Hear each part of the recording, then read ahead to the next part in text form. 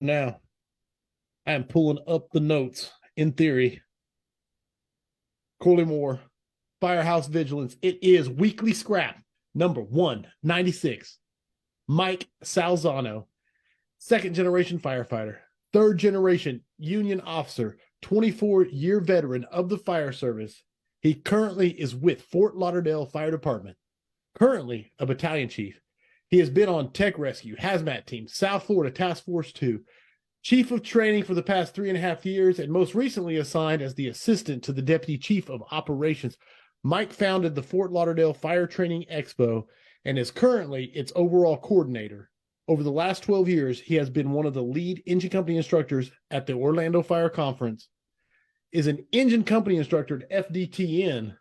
He is a dedicated husband to Jennifer and father to Juliana, Angelica, and Nicholas. It is my honor to have you on as the guest of Weekly Scrap number 196. Welcome, my brother, Mike Salzano. What's up, man? What's up, everybody? Dude, I'm excited.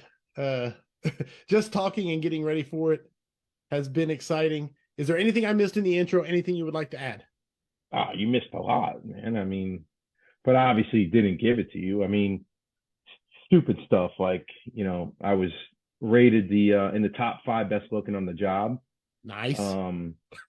Probably one of the top 5 athletic on the job. In my hometown, Boca Raton, rated the best firefighter in the city, living here or working.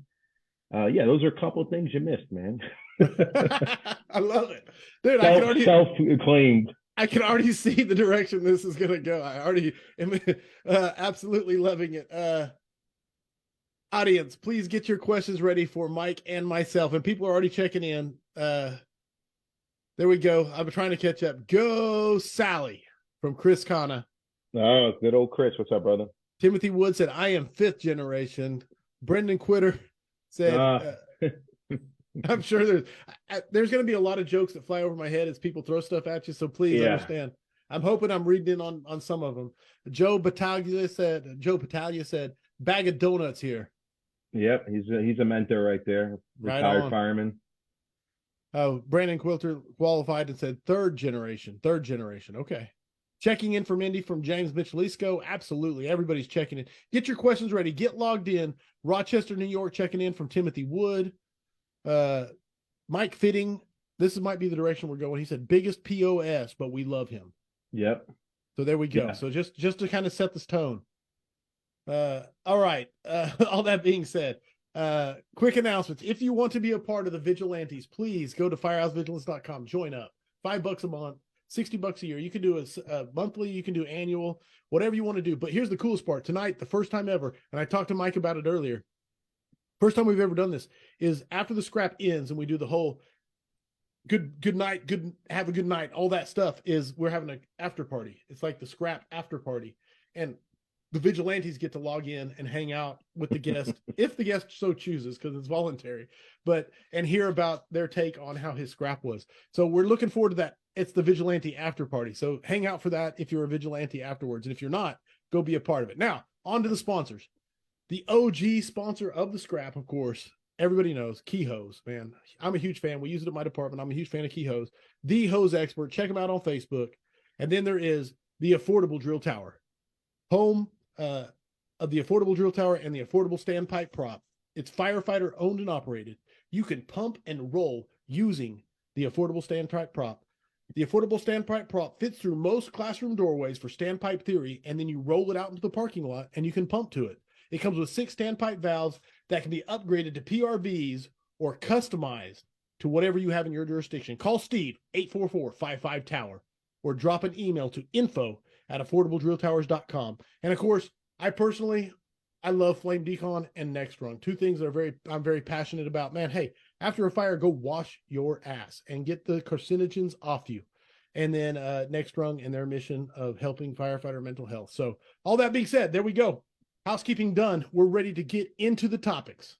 So my brother, man, I always send out an email and say, hey, what do you want to talk about? What's the things I should research and things like that, man. And you sent me a comprehensive list. I love how good the guests are at sending stuff. So where is there a place you want to start, or you want me to start throwing stuff at you? What's on your plate? What's What do on you your want to heart? know? You want to know more about me? You want to start? You tell me. You're the host. What do you want to do? Leadership. Exactly what the hell does that mean? That's the quote. I'm putting it in quotation marks. That comes from you. Leadership. What the hell does that mean? I don't know why I wrote that like that, but no.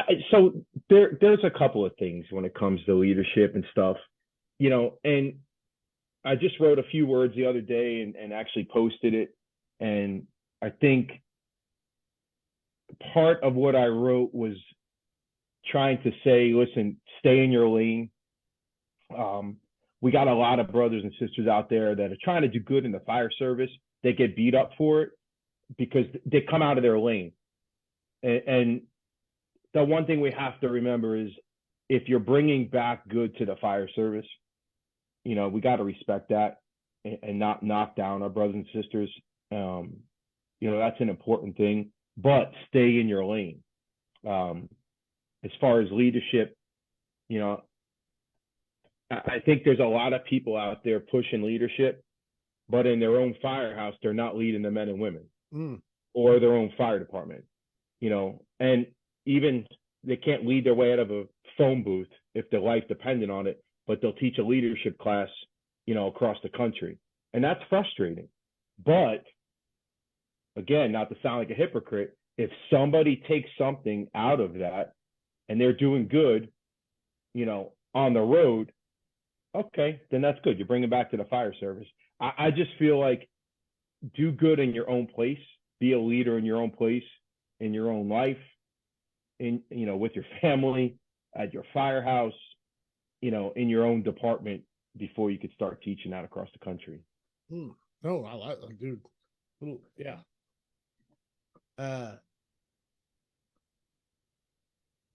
I don't know if I want to touch on the Fort Lauderdale Fire Expo, how that started and your journey. Yeah, man.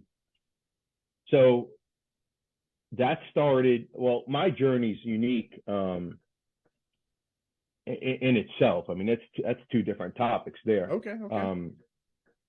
So my journey started back in the 23 engine FDNY. My dad was a New York City fireman.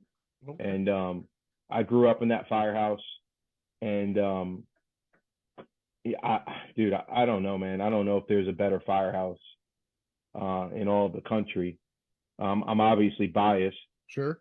The helmet's sitting behind me over here. But I didn't know that I learned the things I learned until probably 20 years later. But I learned so much, just growing up around those men. When my dad passed away, I was only 10. And I learned at an early age, again, I didn't know, but I learned at an early age what brotherhood was. Those guys, when you wake up on the day your dad died to another fireman telling you that your dad died, at your house, you quickly learn, what brotherhood's about. And to watch what they did, growing up, for my family, my mom, my extended family, and even to this day, they're in touch with my mom. And, when things got tough when I was a teenager, then when I turned it around, and then when I tried to be a firefighter, and all the guys rallied, to get me a job and to write letters, and it just kept going and going and going. And I learned about my dad being a union delegate, and that's where that came from. So everything started early for me, and I credit almost all my fire department lessons to what I witnessed as a young kid. That was how that. You lost your father when you were 10, and so almost like the brotherhood was a surrogate father. I mean, I'm not trying to put words, but is that absolutely? Absolutely, yeah. No, that's that. I can only imagine the impact that has. Yeah, I mean, that's it. Actually, I never heard it that way, Corley. That's pretty good. Other than my grandfathers, I didn't have another male figure in my life at the time. I have no brothers. Not many close uncles. So it was the firefighters. I mean, Right. um, and my dad's best friend, they were childhood best friends. There's three of them. They were both firemen, and my dad, John Gillespie Red, and Danny Sheridan. Danny was a four truck guy. Ended up going to the Bronx, and I think he was on 29 truck. But my dad and him were best friends as kids. They all ran in the same circles with my mom and all her best friends. And Right. they ended up going to the Navy together as like they used to do, I think, friend buddy things where they send you together. And then Danny got hired on the fire department in Fort Truck. My dad was supposed to go to Fort Truck. Thank God he didn't, because I'm an engine guy at heart. And well, not at heart. I'm an engine guy now. Not now. I'm pushing papers a little bit and standing in front yards. But I was an engine guy. Right. Right. And Right. I still think I could teach engine stuff, but so anyway, long story on that. A spot didn't open up. He was supposed to go to Fort Truck with Danny. Ended up going to 23 Engine, which is right down the block, a couple blocks away, and so became this what I grew up around. Red went to 76 Engine in Harlem. The kids were all close.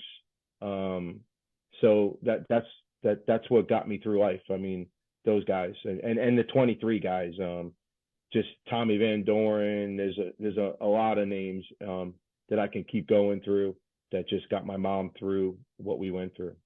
Wow. No, I can only imagine the power of it.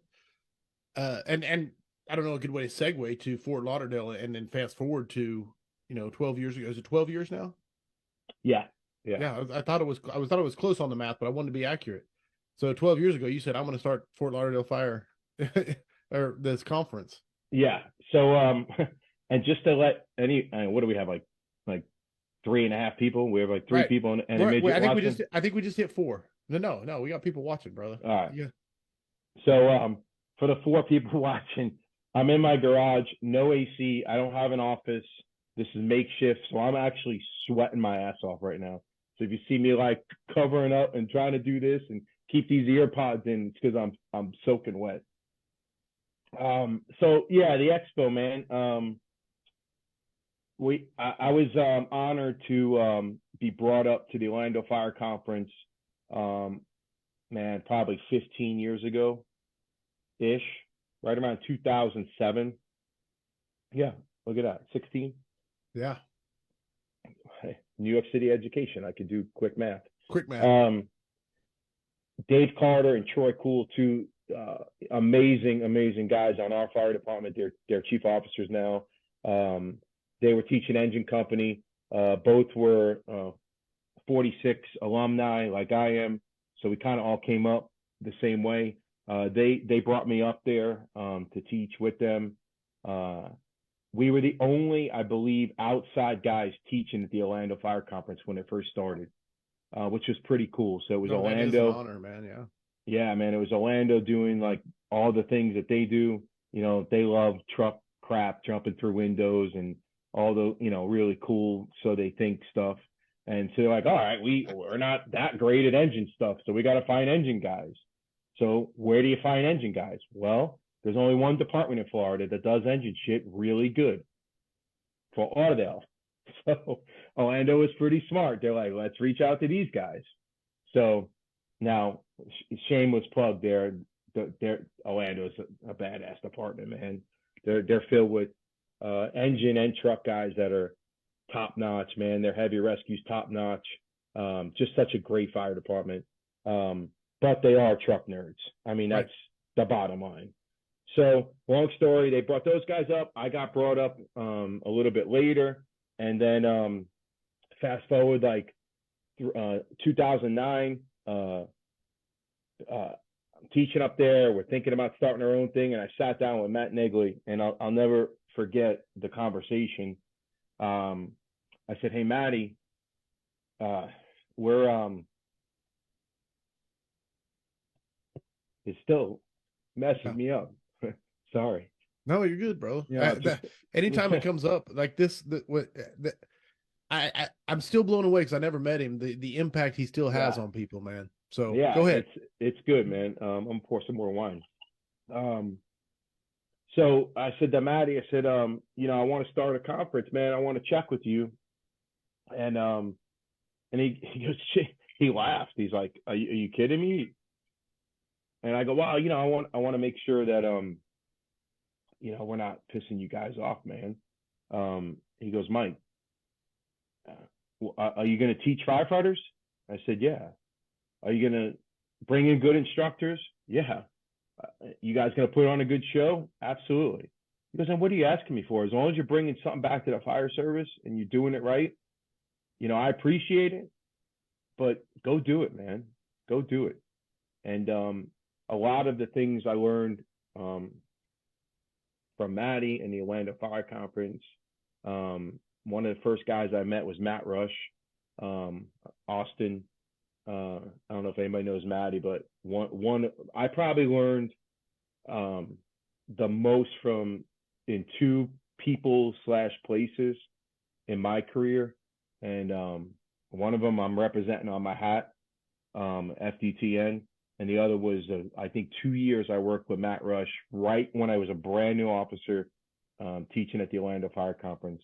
Wow. I took some stuff from him that we ended up just using and teaching and learning from for the rest of my career. But that's how it went with Maddie. And it was all she wrote. In 09, I think 2010, I think they're like, all right, well, maybe let's give Sally an engine class. So he invites us down. I think that's how the conversation went. It wasn't like, oh, dude, Sally's pretty good at this. I think it was, hey, man, he's got a conference now, so let's invite him up and give him a class. And then I don't know if that's Right. how it went, but it probably did. That's how it plays out in your mind. Yeah. No, So that's how it so I started. want to back up and dig in a little bit because you said you're representing Jim McCormick, obviously on your helmet, FDTN, man, and that's a powerful statement. A, Yeah. and then Matt Rush, which I don't know the name as well. So, is that someone that needs a scrap? Is that what I'm at? That's what I'm asking. Oh, absolutely. But did you have Jim on yet? Oh yeah, Jim's okay, dude. I love Jim. Yeah, he may not know it, but I consider him a big mentor. So, I mean, do you got 2 hours? I could talk about FTTN and Jim. I mean, Jim is a mentor, yeah, of the fire service. Yeah. Back to Matt Rush. Yes, absolutely. If you can have him on, man. I feel like he's an OG on the engine stuff. And again, I learned so much from him, and he's well known throughout the country. Very, very about as humble as you can get. Complete opposite of me. But good, get him on if you can.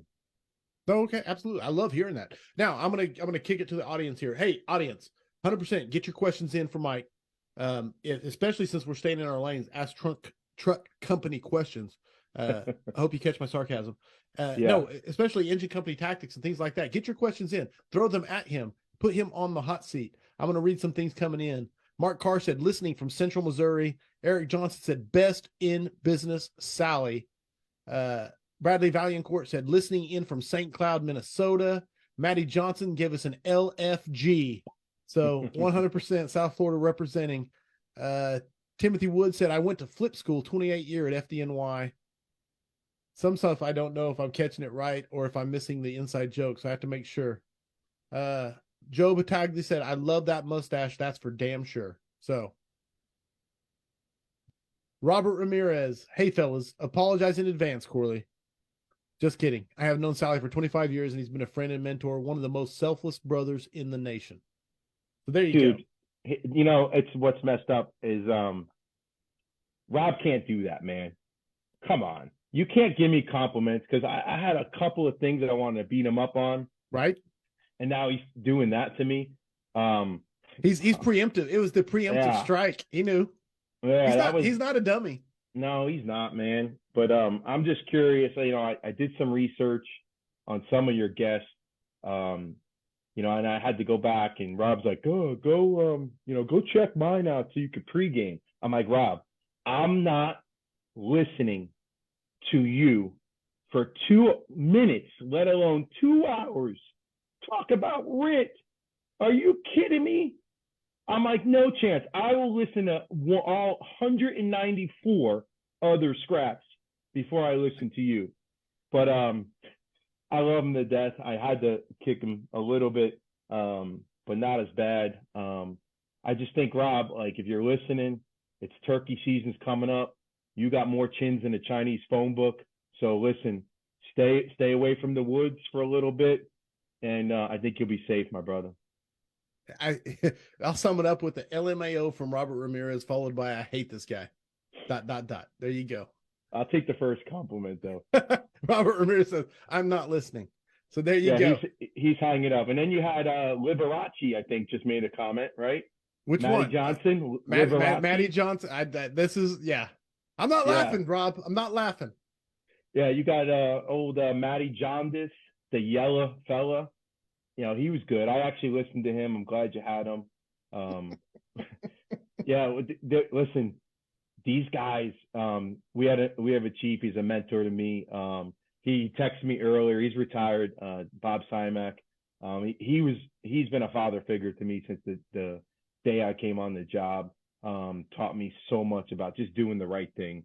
As simple as that phrase is thrown around in the fire service and thrown around every day, you know, he taught me, and there's a lot of other guys, Steve Pritchett on our job, Joe Battaglia, guys like that are, you know, listening in, that truly define though what doing the right thing was.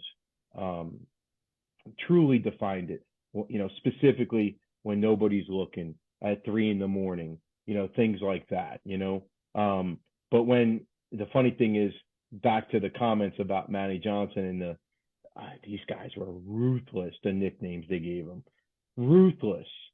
But Chief Simek would always say, if firemen can cure cancer if they just put their heads together.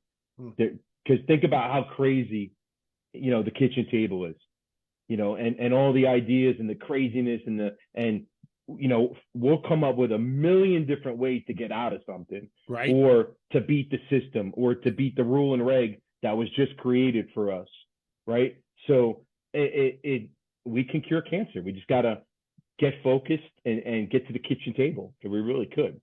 No, I'm with you. They are the most ingenious. If unfocused, they really just need that thing that focuses them down. Usually it's admin, but you know, take it or leave it. But yeah, 100%. I don't even know how to transition here. Please, everybody, send questions on whatever you want to throw at Sally. Please send questions. And then basics. They just aren't cool anymore. Yeah, and yeah, this is like, again. And then hold on. As you get in the basics, I got to read a few more comments just to keep things going. Robert Ramirez said, did Sally make it mandatory for all his friends to watch tonight? And then Mike Bloomberg said, Robert Ramirez, you didn't get the money, I got paid. So there you go. Yeah. Mike Bloomberg, hell of a fireman. He's Tower Ladder 2 downtown Fort Lauderdale, retiring in November. Just second generation. You know, we got such a culture in my fire department, and it's guys like Mike Bloomberg, and there's guys listening, young guys on here that heard Mike Fitting, great friend of mine. Sure. You know, just newer guys, older guys. It's been passed down from generation to generation to generation. You know, guys that are retired that are piping in, that just, they paved the way. And we're just so lucky that, you know, we're an aggressive interior firefighting department, and I love it and I eat it up. I'm so proud of it, and it's continuing. You know, sometimes you get worried if it's gonna die, you know, fade away. Yeah, absolutely. Because of politics, you know, different rules and regs, different policies, leadership, procedures, everything. And let me dig into that, because I really do. I love this topic, and I want to dig in and kind of use a crowbar on it. Is say, for the people listening out there, and maybe they don't work at Fort Lauderdale, it's been around and has a tradition and multiple generations working there and things like that. What if you could melt it down and identify something that you would say, protect this and I don't know if that's a fair question or not, but I'm just trying to throw it at you to see what you think of it. How do you cultivate that so that it can exist in insert wherever township, Pennsylvania, or county of California? It's a good question. I mean, so we're known as the Cowboys by all the neighboring departments. Oh, I love And that. yeah, You wear it with pride. oh God, come on. Yeah. Don't give a bunch of ego-driven cowboys a cowboy nickname. Like, are you kidding me? Right on. So we go to events, we have retirement parties, and we got 50 knuckleheads showing up in cowboy hats, T-shirts being made. But it's cultivated and again bred. And the thing I like about it and the thing I don't like about it. So I think, to answer your question, if you're gonna take on that mantra, then take it on for everything you do. Now, store it, right, for the right times. You can't be a cowboy on everything we do, right? We can't go, bull in a china shop on everything we're gonna do. But we can have that aggressive mindset. And this is where, as I've grown up in the fire service and went up the ranks now, and in all fairness, I've seen some of the change in our new leadership, our new chief, and some of the things they're bringing in. They want to see that cowboy mantra on everything. They want to see it on traumas and medical calls and things like that. So if you're going to do it, do it. Store the badass, like store the I'm going to wreck shit, for when you're needed, but take that mantra for everything we do, right? If that makes sense. No, 100%. And like in case of emergency, break glass, but the mindset is still there. Yeah. Adam Haraldson said even his mustache is aggressive. I had to read that one. That just popped up and it caught my first question coming from the audience. Are you ready for it? Yes, sir. It comes from Todd Torbett, and he wants to know, what is an engine drill you would do with a new firefighter? So we'll start with a nice, soft, easy toss here so you can knock it out of the park. Come on, man. I mean, that's an easy one. It's the C shift, Steve Pritchard, Battaglia is on there. These retired guys, we get on the job. They wouldn't tell us when we're doing a drill, but it would happen. And you just be, caught off guard a little bit. You're coming back to the firehouse after a run, whether it's 3 PM, 3 AM, and all you would get is this. Hey, kid, we got a fire. And you knew it was on. So now it's the bunker up in the back of the rig.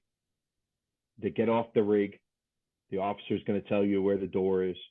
Stretch the line to the front door, mask up.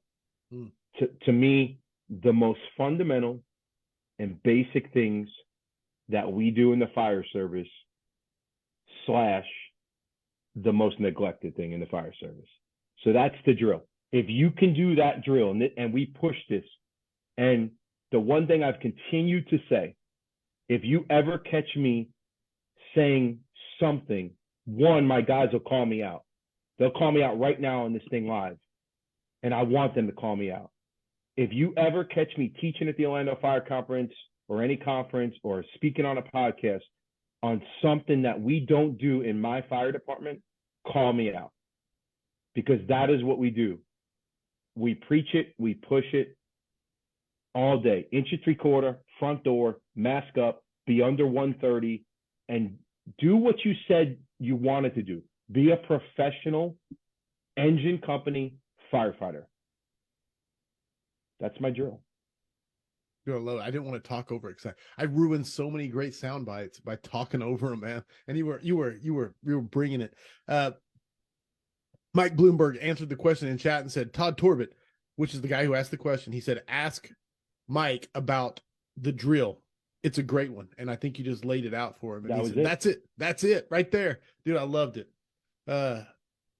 So I got Mike Bloomberg. I could tell stories, but not a lot, obviously you can't tell them on this kind of thing, but you can tell anything you want. This is the internet's. Well, but only sometimes your own department can relate. Okay, but, that's fair. That's fair. But we had some good times. I put him in some unique positions when he was a brand new company officer. Yeah, we've had some good times. Good. Adam Harrelson said, "Good God, that's solid. God's work" from Marco Lone. Oh, Marco Lone's in here talking to us. Heck yeah, loved it.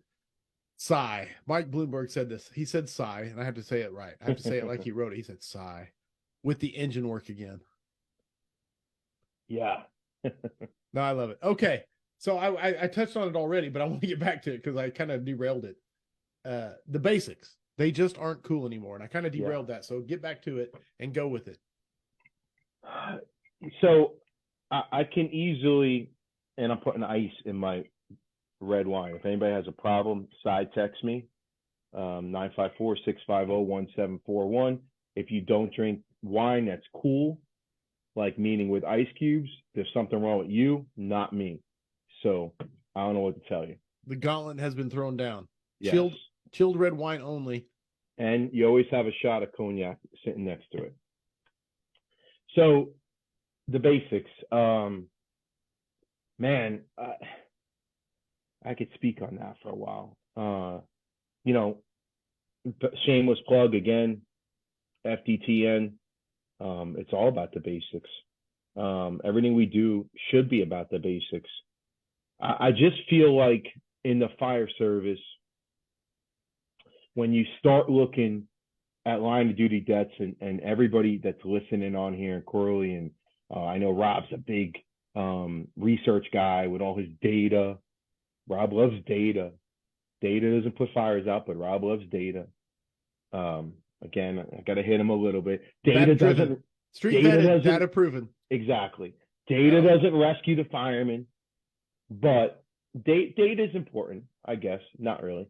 So, but when you look at the NIOSH reports, I don't consider that data. I just consider it reading.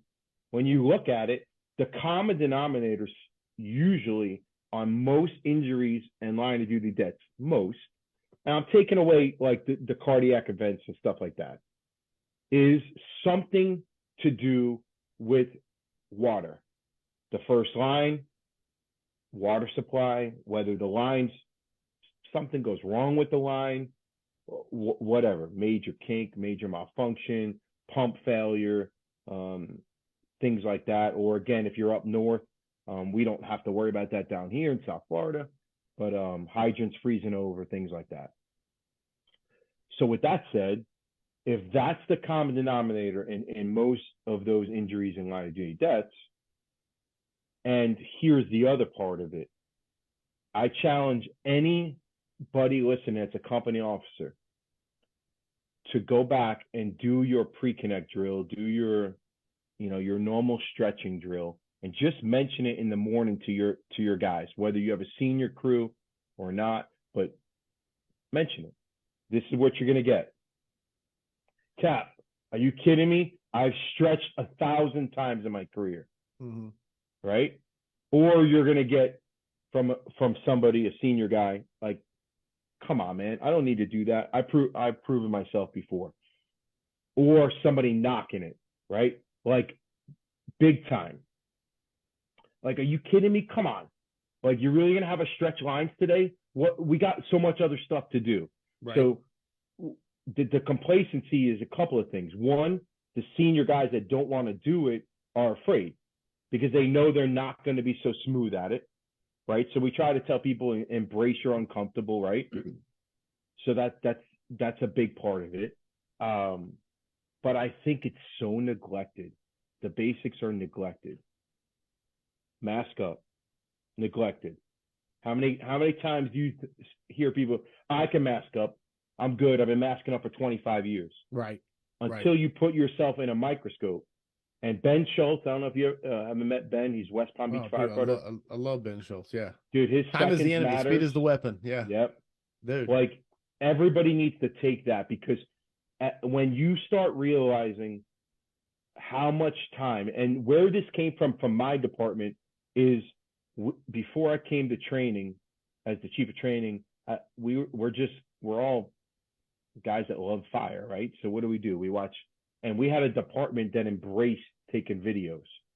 Nice. Like, they loved it. Nice. Our current fire chief was the PIO. The PIO before that is a buff.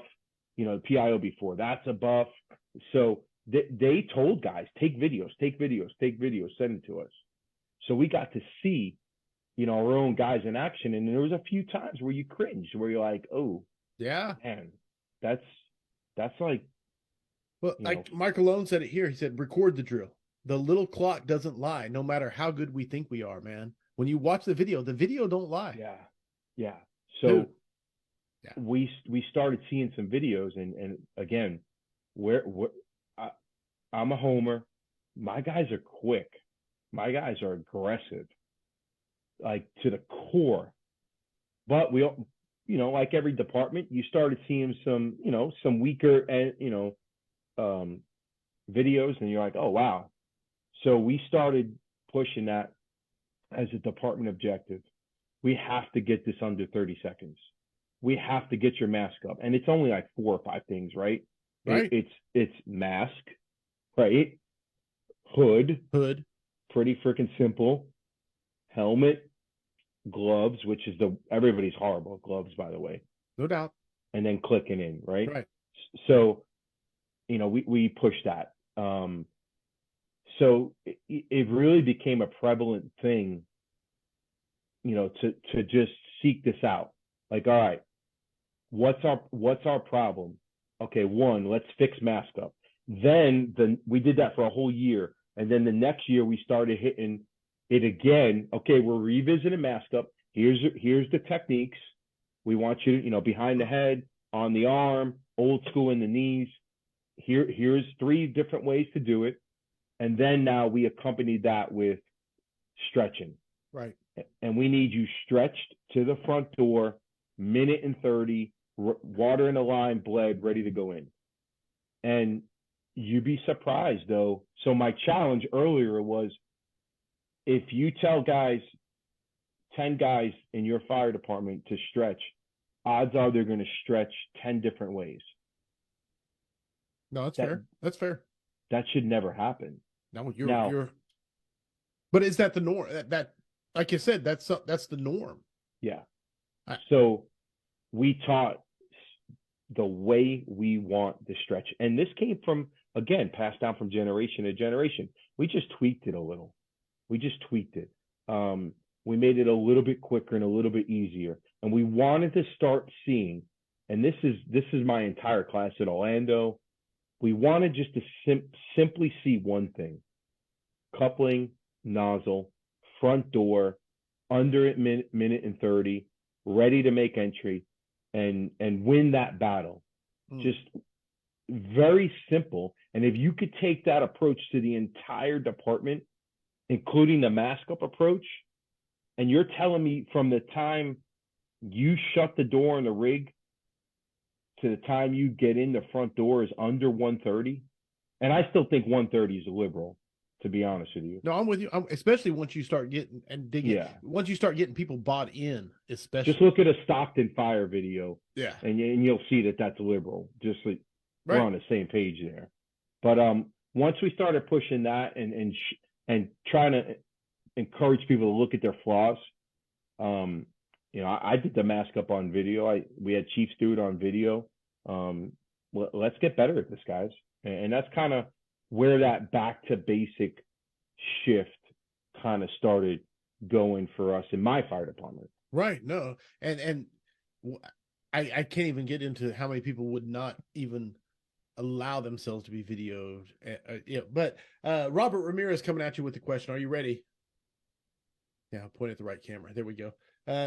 Sally talks about moving in 3-foot increments a lot when he teaches. Can he expand on that? Hashtag data driven.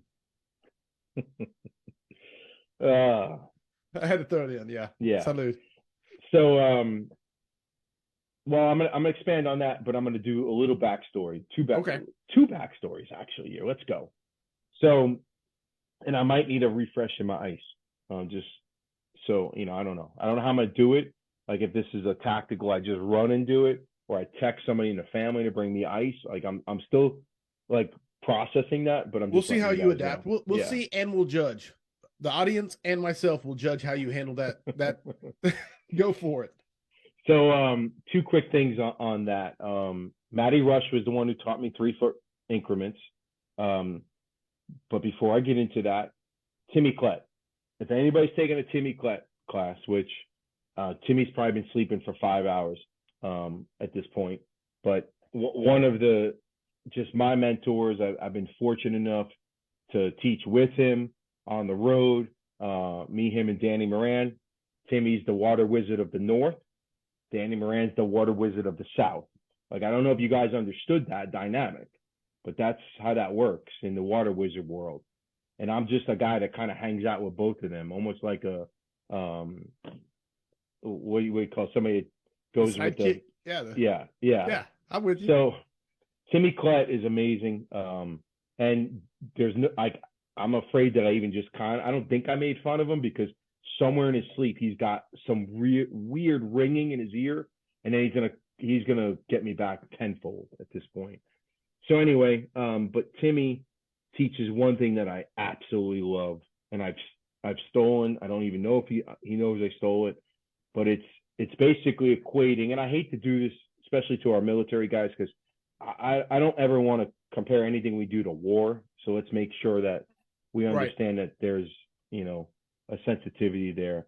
But the fire is the war, and everything we do is the small battles, right? So Timmy always says, win the stretch, win the advancement, win the hallway, win the fire room, and knock down. You'll win the war. Right. So it's a very good incremental approach to what we do. And if you take it, and not only do you need to take that, you need to take that and dissect it and make sure you're getting better in every part of that, and not falling into the fire service trap if I've done that a million times. No, you haven't, because not every building is the same. Right. Not every stretch is the same. Right? Every front yard's different. Some front yards are pristine. Some have junk. Some have broken down cars. Some have fences. Some have RVs in the way. Right? And some are $1 million stretches, or some are 200-foot stretches. So don't tell me you've done it a million times and you're good at it, because we need to continue to get better at it as a whole. As long as firefighters are getting injured or killed, and that's the main culprit, we need to continue, beating that down. So back to the other part, I had to preface that with the Timmy Klett thing. Right. So, just some small nugget, and that was Matty Rush. When I first started teaching, I just did things that were, taught to me in the fire academy, which is scary, because the fire academies to me are crap. Like, the fire academy, please, somebody show me a fire academy in the country that is teaching guys to be firemen, and I would love to know. And I'm not saying there's not. Just if there is, tell me, because I'm going to be, a fan of it. I'm with you. I'm with you right now in saying I've not heard of it, and if I did, I would be singing its praises every week on the scrap. So I'm with you. I'm not saying it doesn't exist. I'm just saying, please let me know where it's at, because I want to clue in, and I want to borrow its curriculum. Correct. Right. I would say in the state of Florida, believe it or not, the Fire College, Florida State Fire College, does some amazing things. I think they're the closest to putting out day one ready firemen. Of course they're going to be the closest. They're the home of the Florida State smoke divers. I mean, you got the best and the baddest instructors from all over the country. Luckily, I have a couple of them at my fire department, including the lead instructor. So we're lucky to have them. You talk about guys that are invested in the fire service, and they get beat up over it. Right. Which is hilarious to me. Right. And don't get me wrong. I'm sure I said some stupid jokes, because I'm good at that. But these guys show me guys that are that invested in and into the fire service, and I'll take them all day, every day. I mean, here's the thing. I love to bust chops on CrossFitters and smoke divers. Insert the state, but at the end of the day, they are plugged in, dialed in, and know their business. And CrossFit, listen, I'm just saying, as far as people who I've like done to it. talk, people who talk about what they do is my Yeah. point on that. I don't look like I've done it, but I've tried it. I think Maddie, was it Maddie? Thanks for the shameless plug. I think he said something along the lines of I didn't, look very good, but he gave me a nice plug as somebody that can operate very well in a fire. Right on. And you show me a jacked up dude, and I'll show you where he's at in rehab 10 minutes later. And then you show me a guy that looks like, guys like this, guys like Mike Bloomberg, Battaglia, guys that mentored me throughout my whole career that are on their second and third bottle, and then where the rest of them are at. So Right. but back to the 3-step rule, and I probably screwed it up from Matty Rush, but he basically said get rid of the bad fire academy habits, sitting at the front door, hand over hand, moving hose, right? That's your weakest part of your body is your upper body. Your strongest part of your body is your lower body. So he basically taught me from every pivot point, whether it's the front door, if this is my front door and we're going in the fire that way, 3 feet back, you're grabbing hose line, you're coming in the front door 3 feet in a locked crouch position, dropping hose, coming back out, staying low, and moving with your core body, your lower body, locking, dropping. And then about after the second push, then you're moving to the next pivot and you're doing that. Instead of that old school fire academy, you're moving hose with your lower body and you're doing it at 3 foot. So we get to a pinch point, whether we make the hallway, now we're making a right down the hallway. Very simple. I sit at that pinch point. I work 3 feet behind it and 3 feet in front of it. Now I'm moving hose 3 feet in. I come back, and that's how I'm going to continue to work every angle. 3 feet at a time. 3 feet. And Rob, hashtag, I got to do my hashtag, data driven. And if you get that dialed in with your company, they'll feel the movement. Mm-hmm. So when they feel no movement, they know you're resetting. Right. Which I love, because now we're incrementally moving, but it's also giving the nozzle time to look around, see what's going on above. And listen, a lot of us are short staffed, right? So the guy in the middle, generally speaking, is going to be the officer, right? The door guy might be the next company, whether it's an ambulance/rescue. For us, they're coming to the door now. They're working the door. The officer's working the first pinch point, whether that's the hallway. So the nozzle guy knows when he doesn't feel momentum, then we're resetting. And that only comes from those reps. Correct. Yeah, man, that's beautiful. Jim Petruzzi, I love that point. This was from earlier, so some of these questions are from a while back as we've gone down our rabbit trails. But how do you tackle the complacency from senior blue shirts? It's a great question. No, it really is. It really. I don't want to hear your answer. So buy-in, 100% buy-in, and this is where you grow up in the fire service. And I felt like I grew up quickly. I had no choice. I got promoted, and I was at one firehouse my first year because the officer got hurt. It was a senior crew. And then my second year, now we do things a little bit different. We have a lot of extra officers. So you don't get a bid for a little bit until, probably, I don't even know, 5 to 8 years later. So my second year, like literally 11 months into me being an officer, company officer, I got a bid at a slower company up on the beach. And I had a fireman and a driver. And I'll never forget, I was a 30-year-old brand new company officer, and the guys would kid with me. They're like, "Oh, you got your dad as your driver and your grandfather as your fireman," because my dad, the driver, Wally Shrub, was like 55 at the time, and the fireman was like 65, Paulie Schultz. So I used to get kidded about that, but Here I am, a gung-ho. I just started teaching at Orlando. I'm teaching at the fire academy. And all I want to do is do drills and get out. And it was halted until I figured out, wait a minute, you can figure this out. They're paying you to figure this out. And I figured out that I just needed to get them to buy in. Maybe it's not going to go the way I want it to go. And that's an important part that everybody needs to know. You might come in with a plan that day, but don't settle on that plan. Listen to everybody around you. The hints are there. The clues are there. And if the day's got to, ebb and flow different ways, but the end result at the end of the tour is that you got what you needed to get done, then it's a success. So you have to buy them in. So I'll never forget, I was working at Engine 47 in our city, a driver by the name of Donnie Morton. And Donnie was just a class act. Old school. I want to say I probably had on 8 or 9 years when I made company officer, and he probably had roughly 24, 25 maybe. And he was dying of cancer. And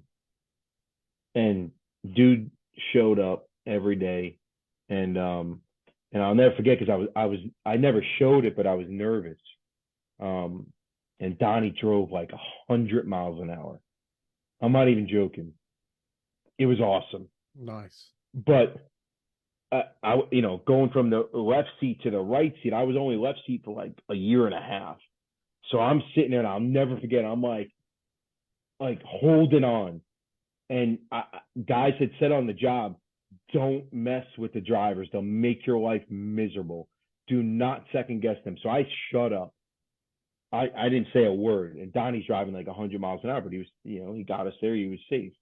And there was a backstory to that. Another officer made the mistake of telling Donnie that hey Donnie, you're driving a little bit too fast. We both left the hospital, and you beat the rescue left the hospital. I guess they had a fireman ride in that rescue, and they went to pick him up at the hospital. And the rescue had left first, and the engine beat him back to the firehouse. So he goes, you need to slow down. This is a brand new officer right around my same age group. Karma hit. The next run was a fire in the west end of the district. What do you think Donnie did? Just moseyed. Yep. Oh yeah. So back to Donnie. I learned this from him. I wanted to stretch, and I wanted to do these drills, and I learned buy-in. And I basically put it on him as the senior man. I learned a lesson from him, though, because I tried taking care of him, because he had like these incisions and stuff, and I tried putting him to the side, like, hey Donnie, just give your 2 cents if you need it. And he got mad at me. Like, how dare you? I can do everything. I'm one of the guys. If I showed up to work today, I'm gonna do the job. And that was the old school mentality. Right. The guy's dying of cancer, and he did not want me to treat him different. And I learned to put it on them as senior men. I know I took a really long circle to get to the brother's answer, but if you want buy-in, just put it on them. Hey, listen, we're going to do a drill today. I'd like you guys to run it. Here's what I'm trying to accomplish. Or, hey, senior guy, what do you think of this drill? Can you give me some input? And put it back to them. Let them give you the input. Let them run the drill. Because guess what you're going to get? All of a sudden, you're going to get buy-in. You're going to get, holy shit, he wants me to do this? And you're going to get buy-in. And then they're going to be running the drill, and they're going to feel the inclusion. They're going to feel the energy, and they're going to want to do what the company wants to do and what the officer wants to do. And again, you might have came into the shift going, I'm going to run a good drill today, but you didn't have to say a word, and you left, and it was accomplished. Right. Dude, I love it, man. Great answer. I'm trying to figure out which of these. There's a ton of questions coming at you from a ton of the audience, and I'll make them quicker. No, you're good. It's value, so you're good. I always tell this to the guests. If you get a chance later, I gotta change hats too. Oh, it's time. Hold on. Okay. I'm gonna represent my dad's firehouse. I love this.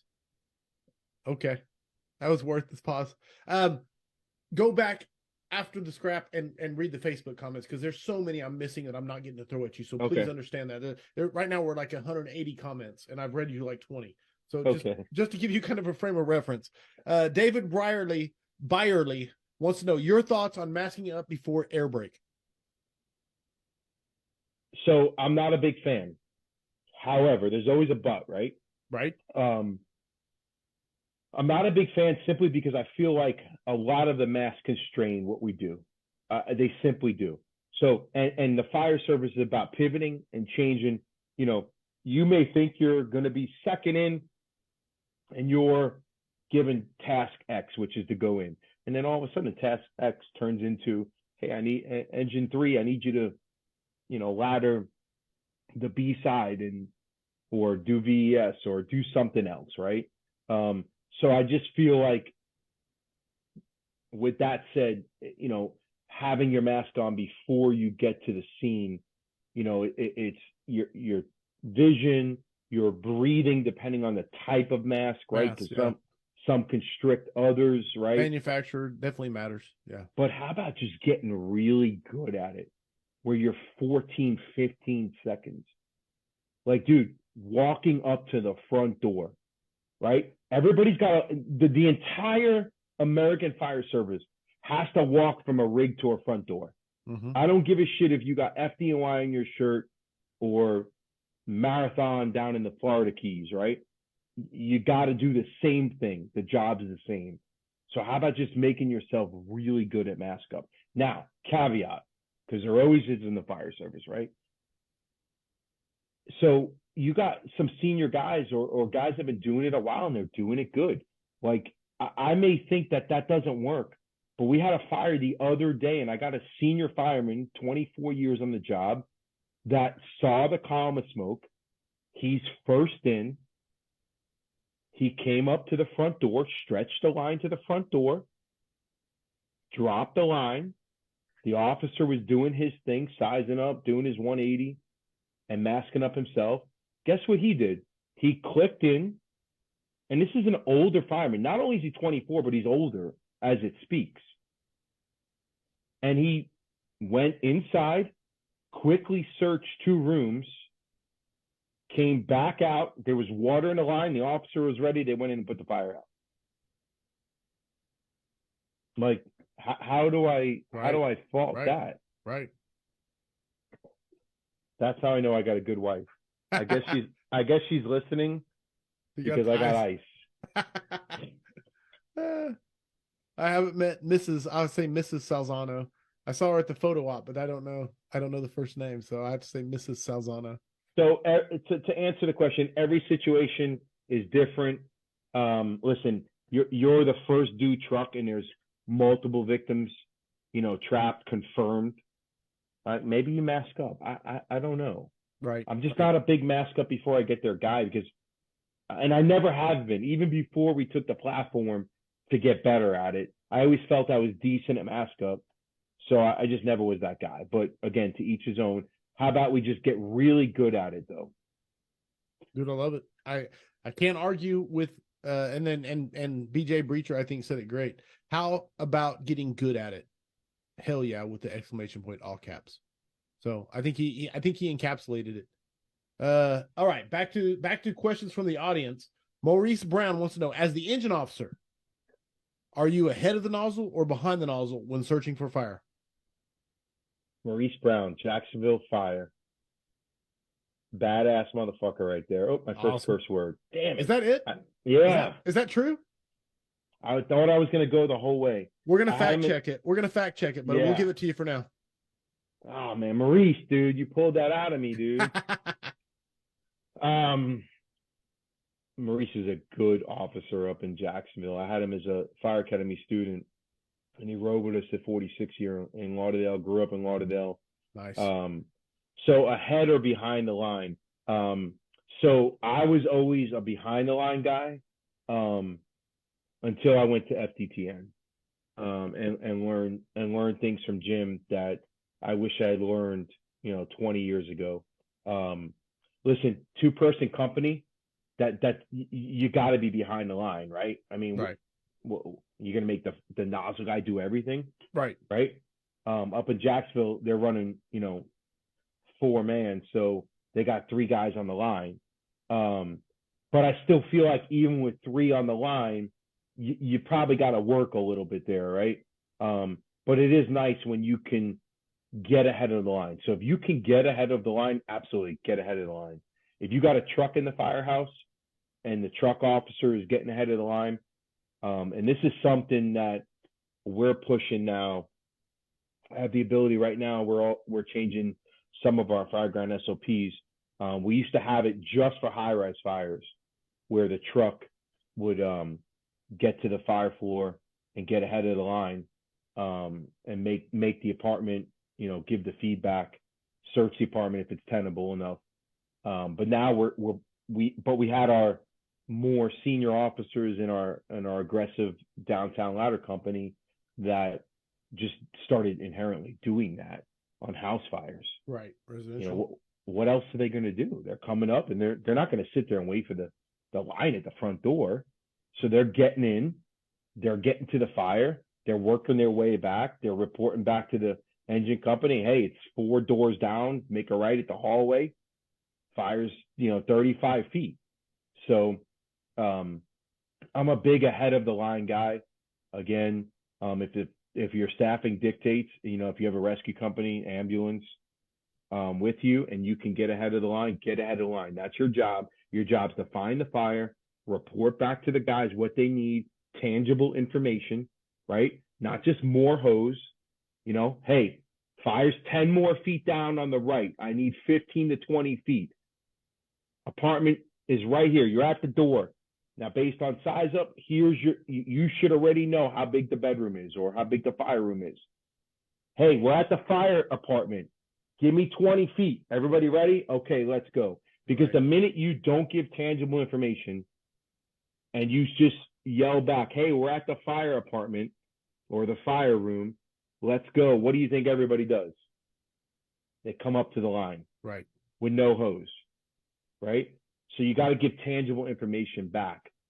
Again, that's an FDTN thing that we preach there. Tangible information wins all day. Again, professional engine company. So again, long way to his answer, but I hope I answered it. I love when the guest can say long way to the answer. That's like gold to my ears. I love it. Thank you, Maurice Brown, for an awesome question. So you had JJ on the other day, right? I believe you're following JJ, aren't you? Am I following Dave? Okay. So I listen to JJ. I love JJ. He's one of my favorite people. I went to sleep in like 3 minutes. So moving forward, if I ever have trouble falling asleep, I'm just going to put JJ's scrap on. That's what I'm going to do. I'm going to soundbite that. Yeah. Go ahead. What did JJ talk about for 2.5 hours? I have to watch it. What did he talk about for 2.5 hours? I enjoyed it immensely. Okay, I'm going to watch it. Okay. JJ, I love you to death. I'm sorry. I didn't mean to say that. Brother, he had photos. He had stories. All right, so it was good. It was good. It was solid, brother. Right. 100%. If I cut it off when it gets, that's my job. My job is like, okay, it's time to end this. Right? Okay. So when it goes I don't know how long Rob was on for. How long can you talk about a RIT team? Did he talk about data and RIT? We can talk about knife fights and elevators for a long time. He was on longer than Matty Johnson talking about dying twice. How is that possible? Here's the deal. Robert Ramirez. I'm going to put Matty's hat on. Hold on. Okay. It's hat switch time. All right. But no, Robert Ramirez has been on more than anybody. Don't invite him anymore. In the history of the scrap. He's done. He's put his number in the rafters. He's done. Hang the jersey, the Mayday mindset. Hang it up. I was gonna rock actually Rob's Mayday mindset shirt tonight. Wait, how many times has Isaacson been on? He's gonna be number 4 come 200. Dude, I gotta figure out how he does business. Kurt Isaacson, he's got like 8 conferences now. Guys pay to go to his conference to be yelled at. I love it. I love it. Like He he has a figured it passion. out, He has a dude. passion that He connects does, with people, man. man, without And a doubt. that's the again the Matt Negley I think effect. that I think that if it was fake, it would have been it wouldn't be where it's at. And that's the thing is it's the Yeah, authenticity that because I get what I don't get me wrong, I get it, but the authenticity wins out. Same as the Fort I Lauderdale, same as OFC. I agree, and that's the Matt effect, the Matty effect. You know, he's giving back to the fire service. Mm-hmm. I hope he hosts 1,000 conferences and guys go to his conferences and they take something back, one thing back to the firehouse, and make their firehouse better, make their battalion better, make their department better. I mean, that's what we're here for, right? I mean, I think that's why we're talking tonight, right? Absolutely, dude. Value the purpose of the scrap is value to the audience that spends their evening here listening to two chumps bust balls and have a good time laughing, chuckling, drinking chilled red wine, and absolutely, that's what it's about, man. 100%. Adam Harrelson coming at you. Discipline is discipline. But how do you truly make sure you, as a company officer, don't get complacent or play into we've done that a million times. Let's do something more interesting today, which is a tough fight. That's a tough fight. Yeah, and listen, I understand, man. Like as a company officer, you got to have a balance, dude. Mm-hmm. You can't come in and expect to stretch lines every shift. And that's an important part of knowing your guys. Mm-hmm. Not only as a company officer, you got to be almost like a um uh not a guidance counselor, but like a peer support guy. You got to be an instructor. You got to be a leader. You got to be a dictator sometimes. You got to like. There's so many different hats you wear as a company officer, and one of them is understanding the workload of your men and women and reading them. You got to be a poker player too. You got to know when to shut up. That's important. Sometimes they don't want to hear you. Sometimes you just need to come in and not say a damn word. Read the room. Maybe today might be a Thursday and you think you're supposed to drill or do this or do that, but maybe today is Sunday and you just need to chill out and watch movies for 24 hours. Right. Right? So that's your job as a company officer, man. And I think it's important to have that balance. And listen, once your guys get to cowboy status and they could stretch, they can advance, they can extinguish, they could search, they're badass on trauma calls, all their shit's done back at the firehouse, all the damn target solutions we make these guys do, and all that's done, and then you can let off the pedal a little bit, man. I mean, you got to read the room again. Dude, that is solid advice for every company officer out there, man. Earn it, earn the downtime. But when you earn it, man, enjoy it. Enjoy it. I enjoyed it. I'm one of the biggest fuck guys in the fire department. Like, dude, I mean, downtime's amazing. Just, dude, it's the best part. I don't say the best part. The best part about this job is like saving a life. You know what I'm saying? But you don't get to guarantee that. But what you can guarantee is well-earned downtime. And the opposite of that is unearned downtime. When you don't put in the sets and reps, and that's where the complacency like really gets its claws in you. You know what I'm saying? But yeah, man, I agree. There's nothing better than the fire service, man. You show me a job that you show up with your best friends and you hang out and you shoot the shit all day, and then you do work, and then you come home and you go on vacations, and everybody's kids and their family, and you go to the Keys and you go ride side by sides, and you go to weddings and you go to funerals, and it gets tough, but you see kids grow up together, and like, come on, what is better? Like, you tell me what's better, dude. I barely passed high school in New York City education. Came down here, Deerfield Beach, struggled for a while, barely got out of high school. My wife kids me all the time. She's got a master's now. Right. I got an online Chiefs degree. Um, and the opportunities this job has opened up, like Amen.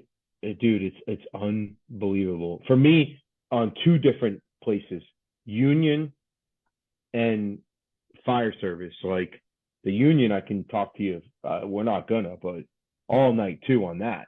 Right on. Like, but this unbelievable, unbelievable career. I love every minute of it.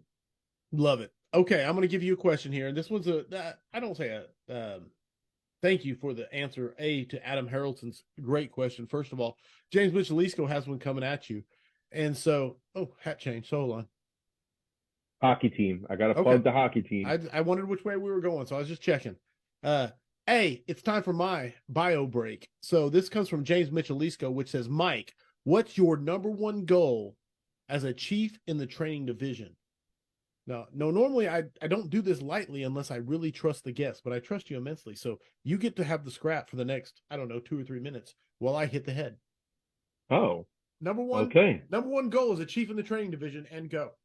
Let's go. I mean, I wish I could feel we can really turn this thing around, man. Like look, he just went through the door. We could have fun, man. If somehow I could get the questions and get control, but apparently I can't.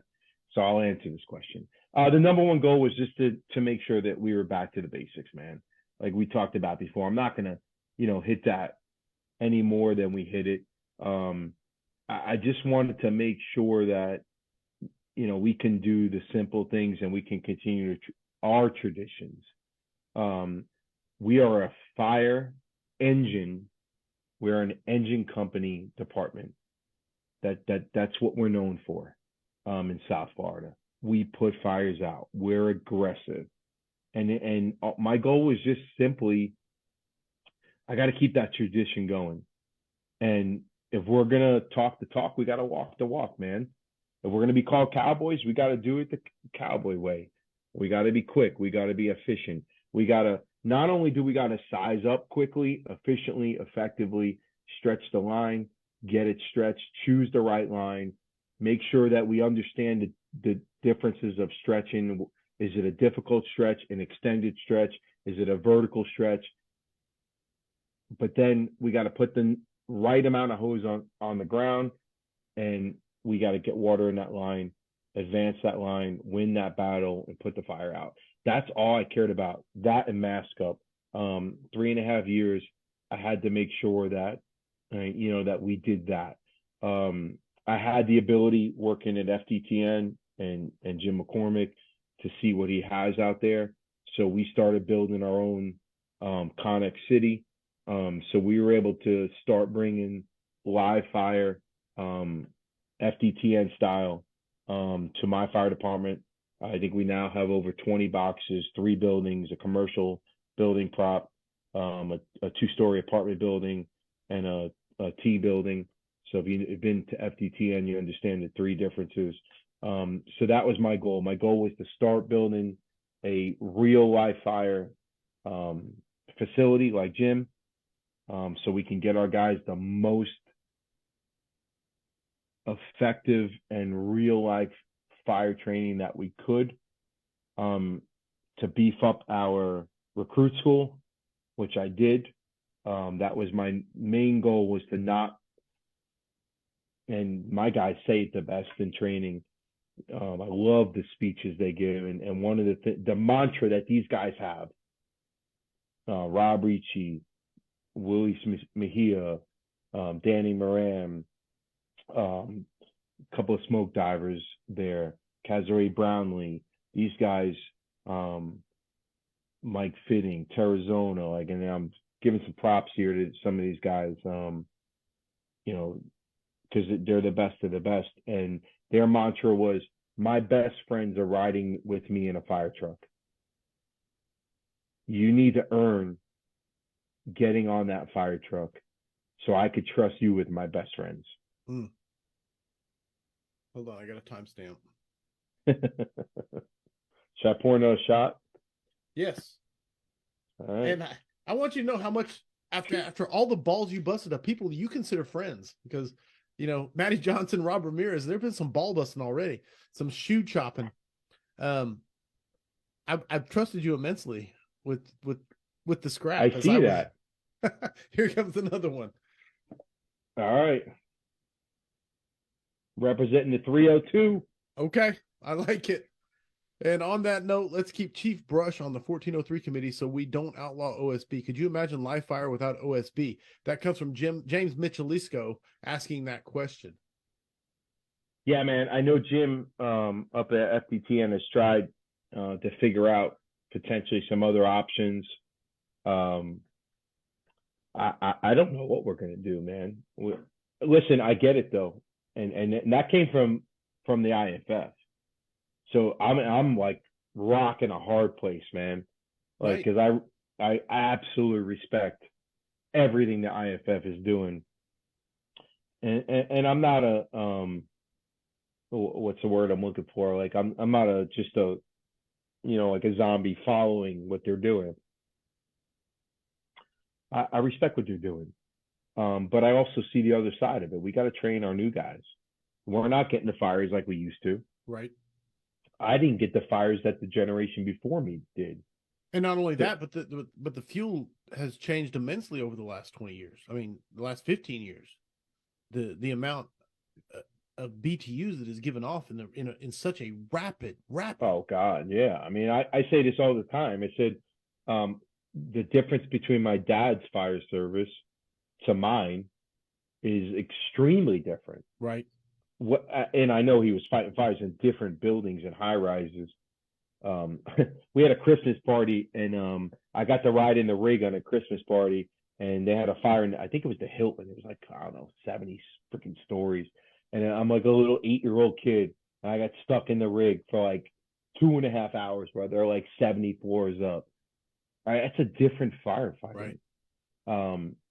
But I feel like my job is more, or is toxically more dangerous than my dad's job was at the time. I think that's a fair statement. I think that's fair without being arrogant or anything or reading into it. It's not downplaying what they did. It's just it's a different environment. And Think now about, Go yeah. ahead. No, think about everybody listening, and everybody's been to fires that you show up and you're like, oh shit, boys, we got one. Heavy smoke showing from the outside. You push in, you get to the fire room, and it's like, I don't know, a little IKEA desk and a freaking computer on fire. It was pumping out smoke that Pumping you out thought, volume like you couldn't believe. right? And then that Yeah. shit's on our gear.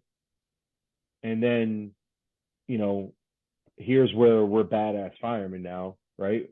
We're coming back, to the firehouse, and we're not cleaning our gear and stuff, and and I got such a simple answer on the gear, man. Anybody that's not in a black helmet and black gear, just give them a black helmet and black gear, and these guys they'll clean it every day. Think about it. You give them a yellow helmet and some bright ass freaking brown or orange gear, it doesn't look cool. Give them a black helmet and black gear. They'll clean it. It's pretty simple. There you go. There's the answer. I'm trying to look at the questions. I'm still grabbing questions, and Sam's also grabbing questions and throwing them Let's at me. go. So, oh, you're good. David Byerly wants to know, as a senior man, how do you build a rookie firefighter into an autonomous firefighter? What is your big advice to that point?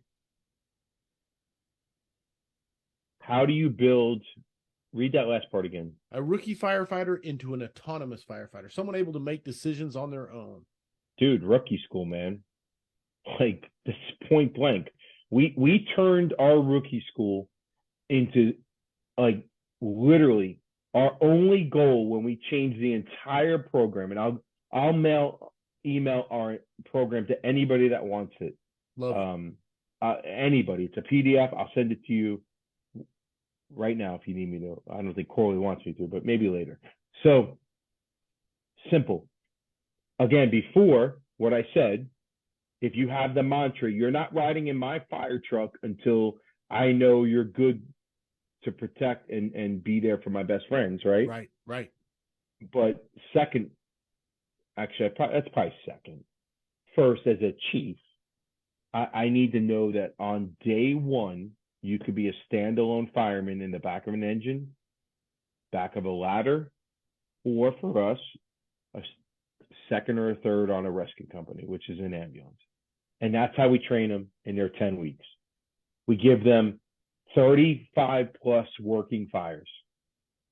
That's what they get in 10 weeks. 35 plus working fires. They get everything from, SCBA week all the way to the last week where we're burning at night, we're burning, and we're giving them enough that we feel like everything that's being pushed on them is enough experience for them as if they were a 5 or 10-year guy coming on day one.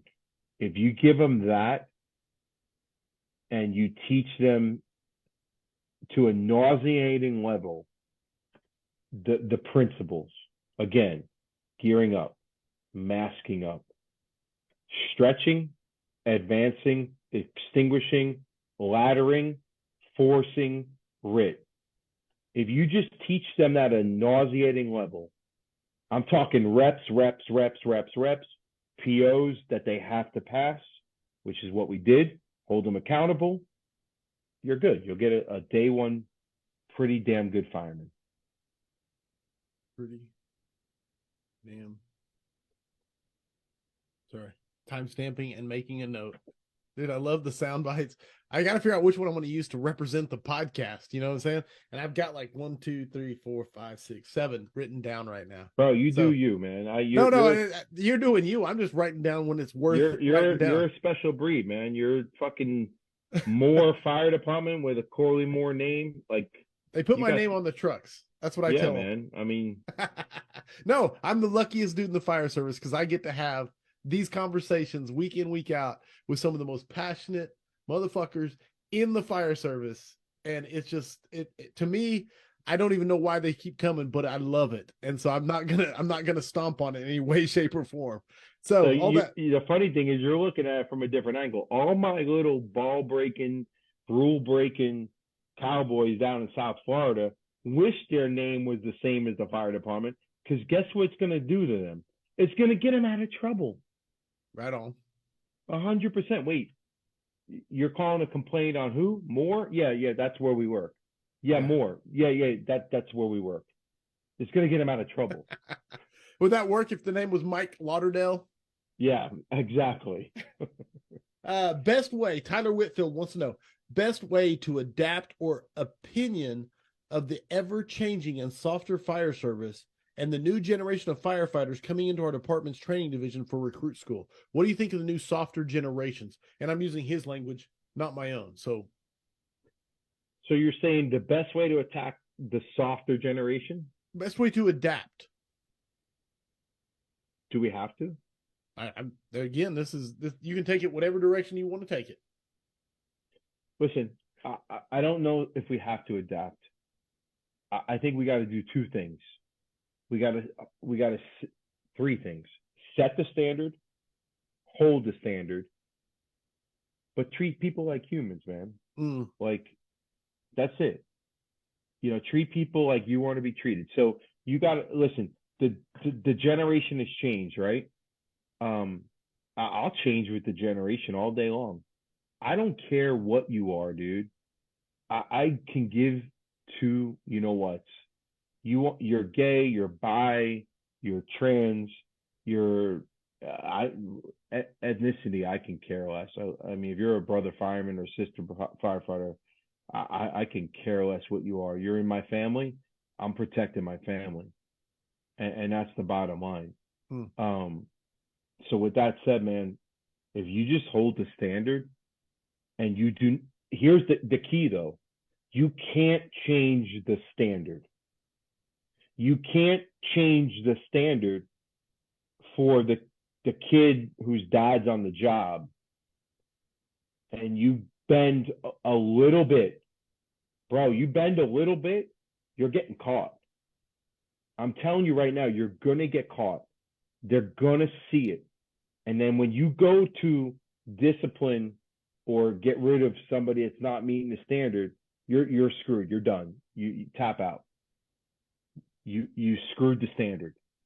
If you hold the standard the entire time, I don't care what the person is, what they represent, you can hold them to that standard, but you have to be true to that standard from day one. Dude, the 3 steps. Thank you. And like I said, purple, green, bi, trans, whatever. I don't care. Hold the standard. Brian Eisman said fire church on a Monday night. And that really does encapsulate. If you're not changing to that though, man, like honestly, like, listen, I'm not saying I need you to fly flags and do crazy, all that stuff. But like, this is our society, man. Change. You got to change a little bit.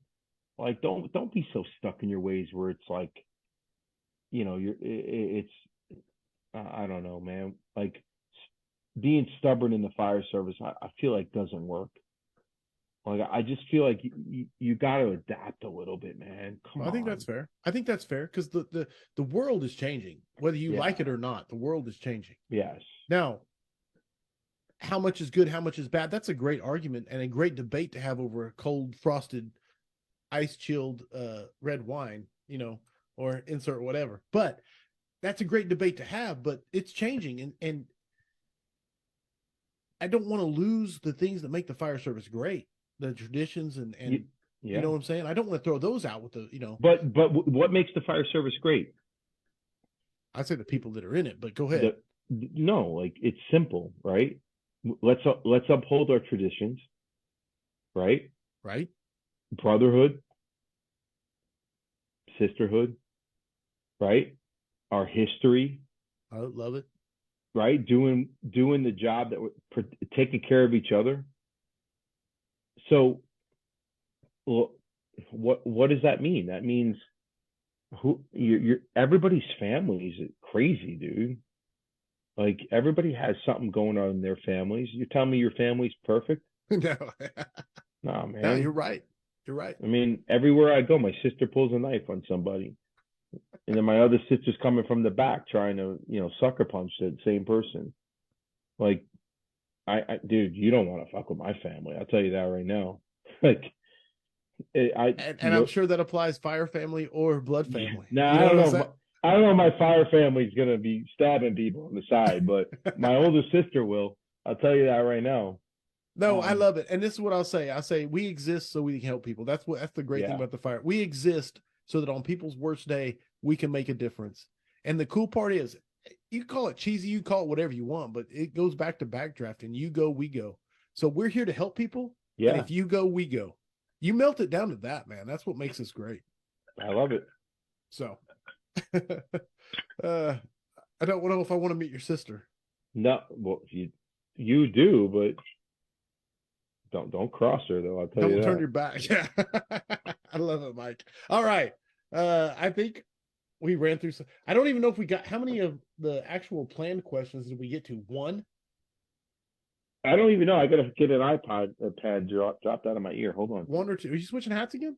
No, I'm going to switch hats, but I also dropped a little thingy out of my ear. There we go. I'm representing 765, okay. The oldest formed union in Broward County. That's what I'm representing. All right, brother. I love asking this question. Book and books that you think firefighters should be reading. Make Your Bed. McRaven? I think everybody heard his speech. Yes. But dude, it's like the book's small, like my buddy Dean. But and Matty Johnson, dude's like 101 pounds, dude. Like, I don't like his gear and his SCBA way more than him. Like, it's crazy, man. But Matty taught me a lesson the other day. Okay. I don't know if I should say it. I actually told my wife the other day, and she called BS on it. For every 25 to 30 pounds you lose, I know where this is going. oh what? You gain an inch. Right. Yeah. You've heard this? I've heard this before. I don't know if it's true. I've heard it before. Well, I don't know. hold on. Okay. Maddie says it's true. Then it's true. But I don't want to see that little Irish thing. So Maddie went from 1 inch to 2 inches, I think, is what happened to him. Maybe 3, right? I mean, he's Irish. I couldn't begin to guess. When you said, do you want me to bust chops or not? I was like, yeah, go for it. I'm not sure if I regret that decision yet or not. We'll see. Well, you said it wasn't a comedy show, but here we are. Be comfortable and be yourself. I think that yeah. No, I love it. Kyle Duty said that's 100% bigger. Awesome job, Maddie. So yeah, there you go. 100% improvement. I need to lose 30 pounds. That's all I got to tell you. Yeah, it wouldn't hurt the cause. That's all I can say. Yeah, we're at 200. Again, I'm telling you this. We're at 247 comments. I've been able to. Jesus Christ, man! I've read you like 35. So please go back at your own leisure and read them, because there's a lot of ball busting and a lot of people that you know that are making jokes that I'm not even able to touch on. So please understand. You said Kyle Duty just made a comment. He made a comment to Matty Johnson. Absolutely. Yeah, that's a modern day 40-year guy. That's a guy that got hired like 8 to 10 years ago that should have been hired 40 years ago. Old soul, love him. Just came on this job, and this is what we need.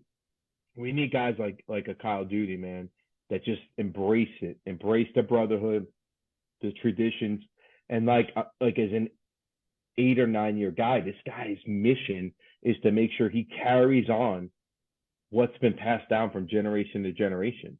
Like, how do you find that in an 8 or 9 year guy? Right. And some bad traditions sure. that I'm not proud of too, like getting into fights with our own guys at bars and concerts and things like that. But we learned from those things, right? So, love you, Kyle. Thanks for coming in. I love it. I love it. Okay. We have a thing we do on the weekly scrap. It's called the 5 questions for firefighters.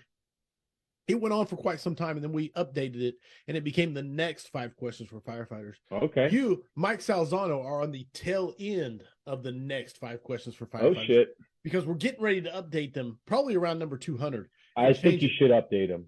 No, we do, because number 196 is where you're at. 200 is coming, and so that's probably where it's going to happen. But all that being said, are you ready?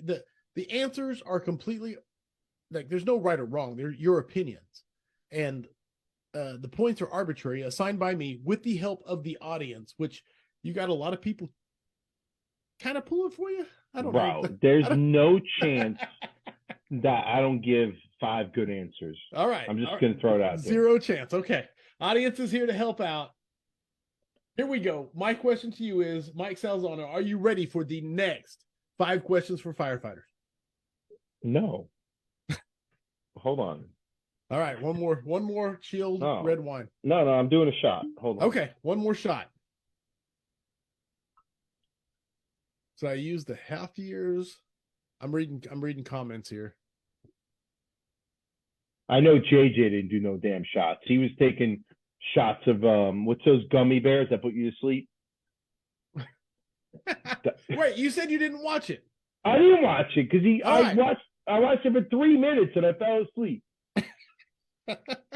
That hurts my feelings a little bit. I'll watch it. I'm sure it's good. Jesus Christ. I'm busting balls. All right. Number 1, what single characteristic makes the difference between a run-of-the-mill firefighter and a top-tier, go-to, badass firefighter? This is a serious question. It is number 1 of the next 5 questions for firefighters. Did you come up with this question? Well, I had some help. Jesus Christ. Oh, new hat. That's good. God. Cowboy time. Come on. This is an easy answer, man. The cowboy mantra. That's it. What does it mean? Aggressive.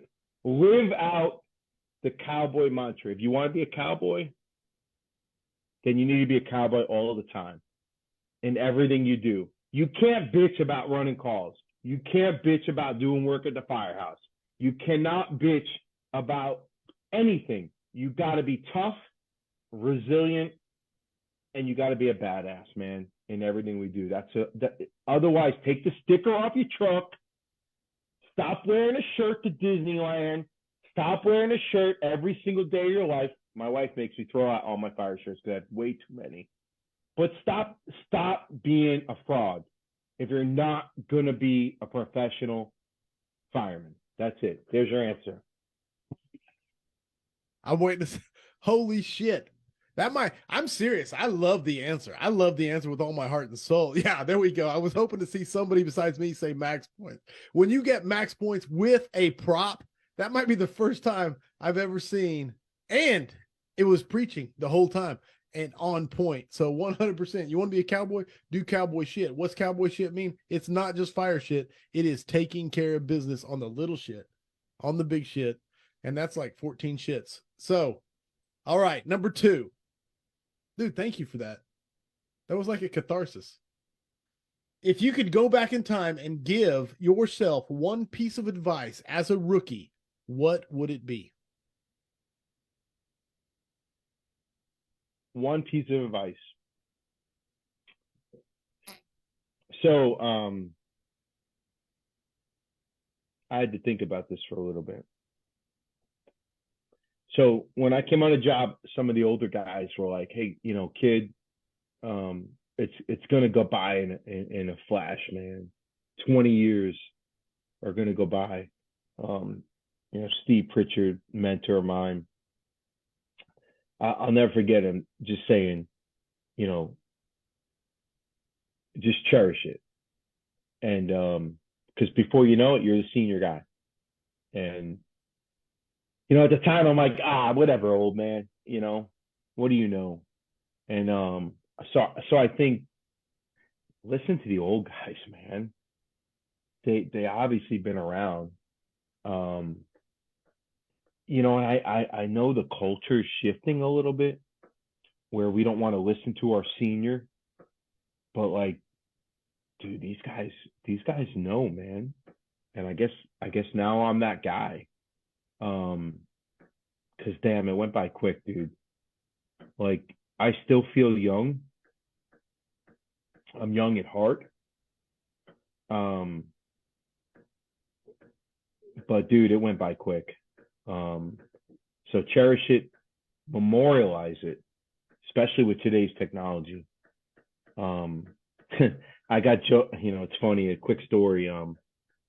I got hired in the St. Lucie County Fire District. There's probably a couple of St. Lucie guys on here. Man, there's some hardcore firemen there.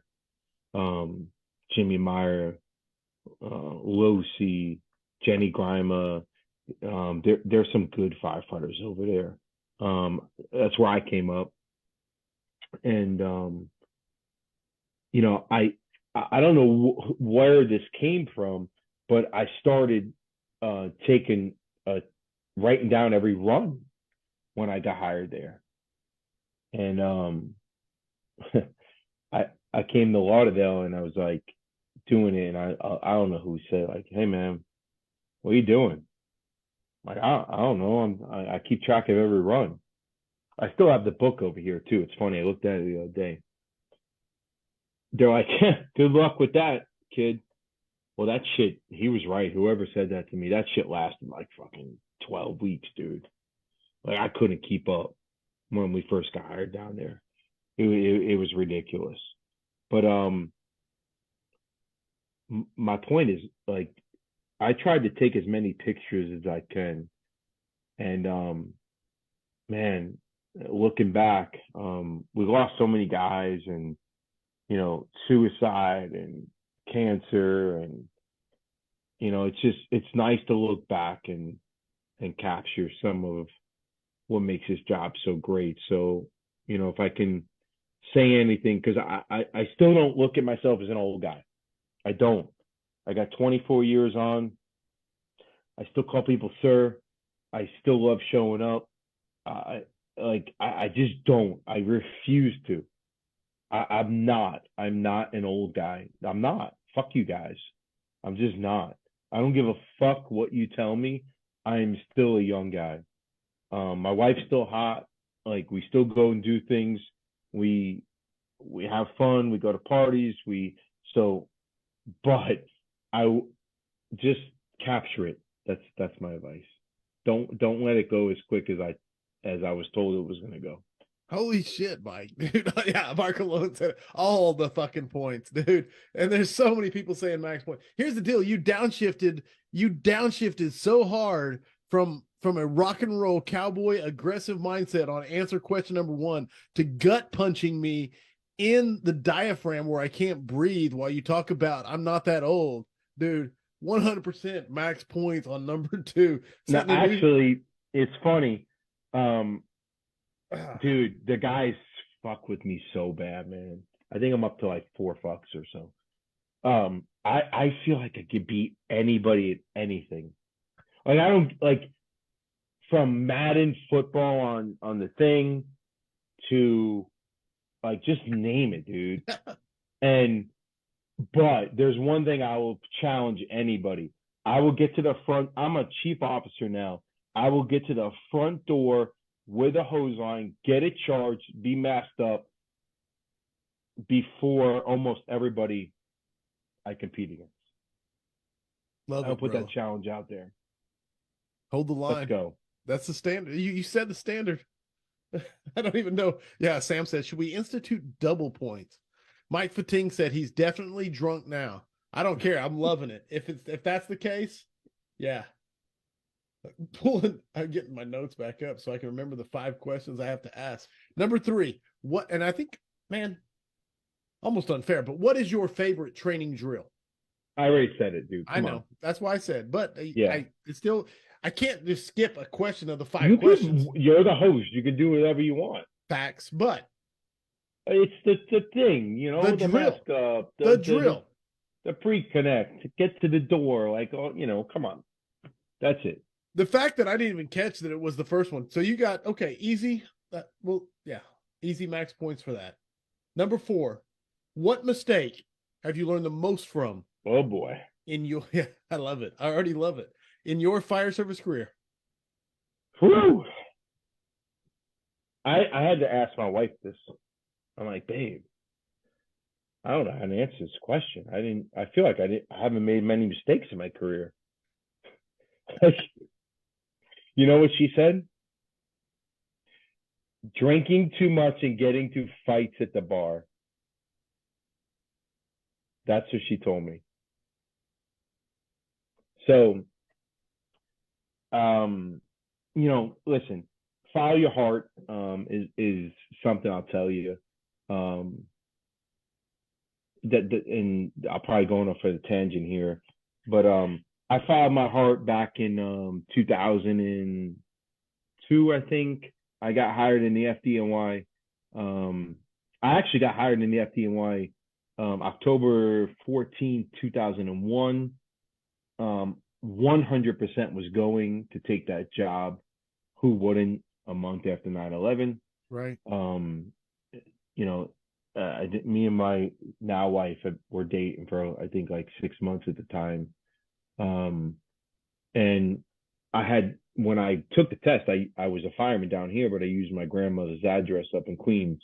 And they're like, oh, you know, you're a Lauderdale fireman. Like, oh, what are you doing? So they took 5 points away from me and they dropped me, like, which I still don't understand. Like, dude, I'm a fireman that wants to come work for you. Like, gives a fuck. It's a month after 9/11. Like, are you kidding me at this point? You know, you're going to drop me 2,000 spots.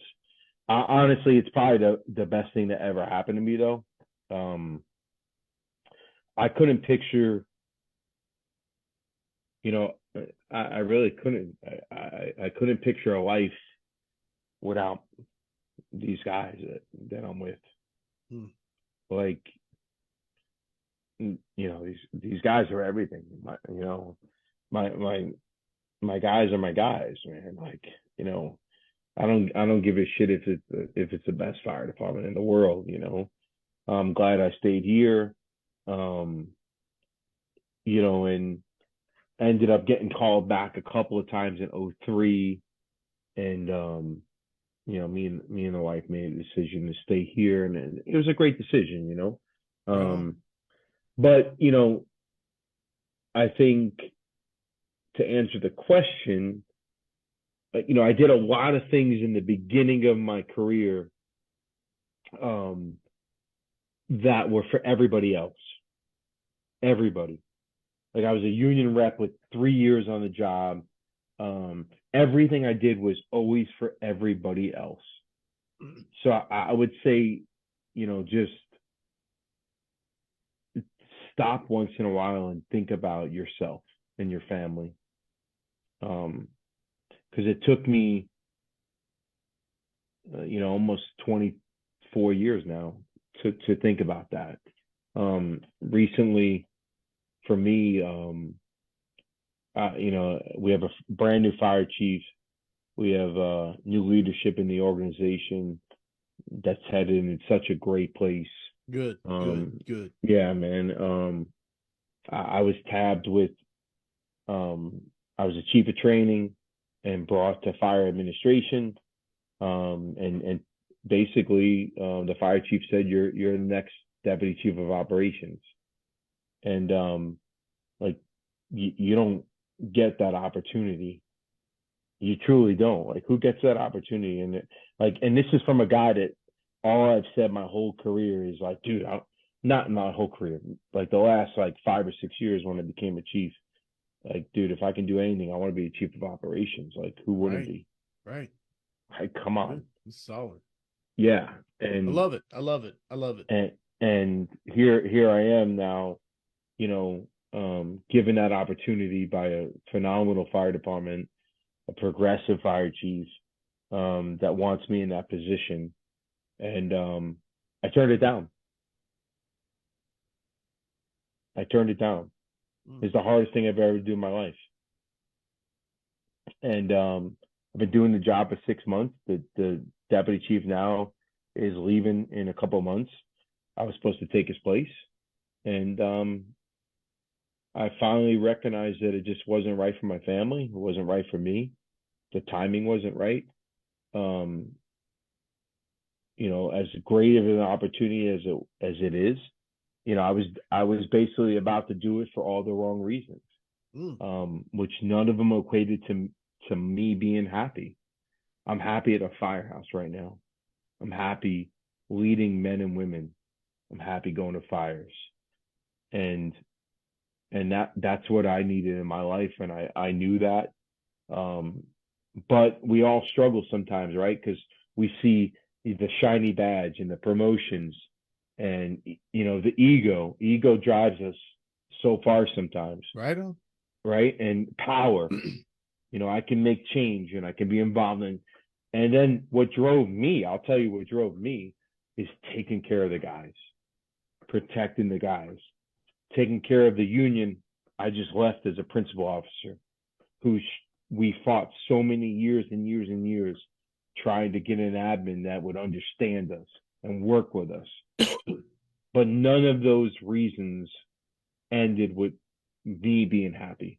And it took me 24 years to finally man up and make that decision for me and my family, and for my last 8 years, because I'm going in a drop here. Dude, easy max point. And understand that, like, now we're at 331 comments, just to keep you posted on where it's at. So, and I haven't read a comment in the last 20 minutes. So understand there's like hundreds of comments you need to go back and read at your leisure. But understand, max points 100%. It's the problem with the American Fire Service is where you need to be doesn't, it encourages firefighters to stop at a certain level, and then please take this the right way, because it's baked into our system that at a certain point firefighters quit promoting. So who promotes?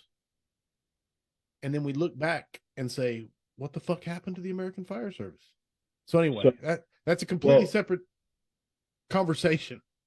I just want everybody to understand that one lesson I learned early on: be careful what you wish for.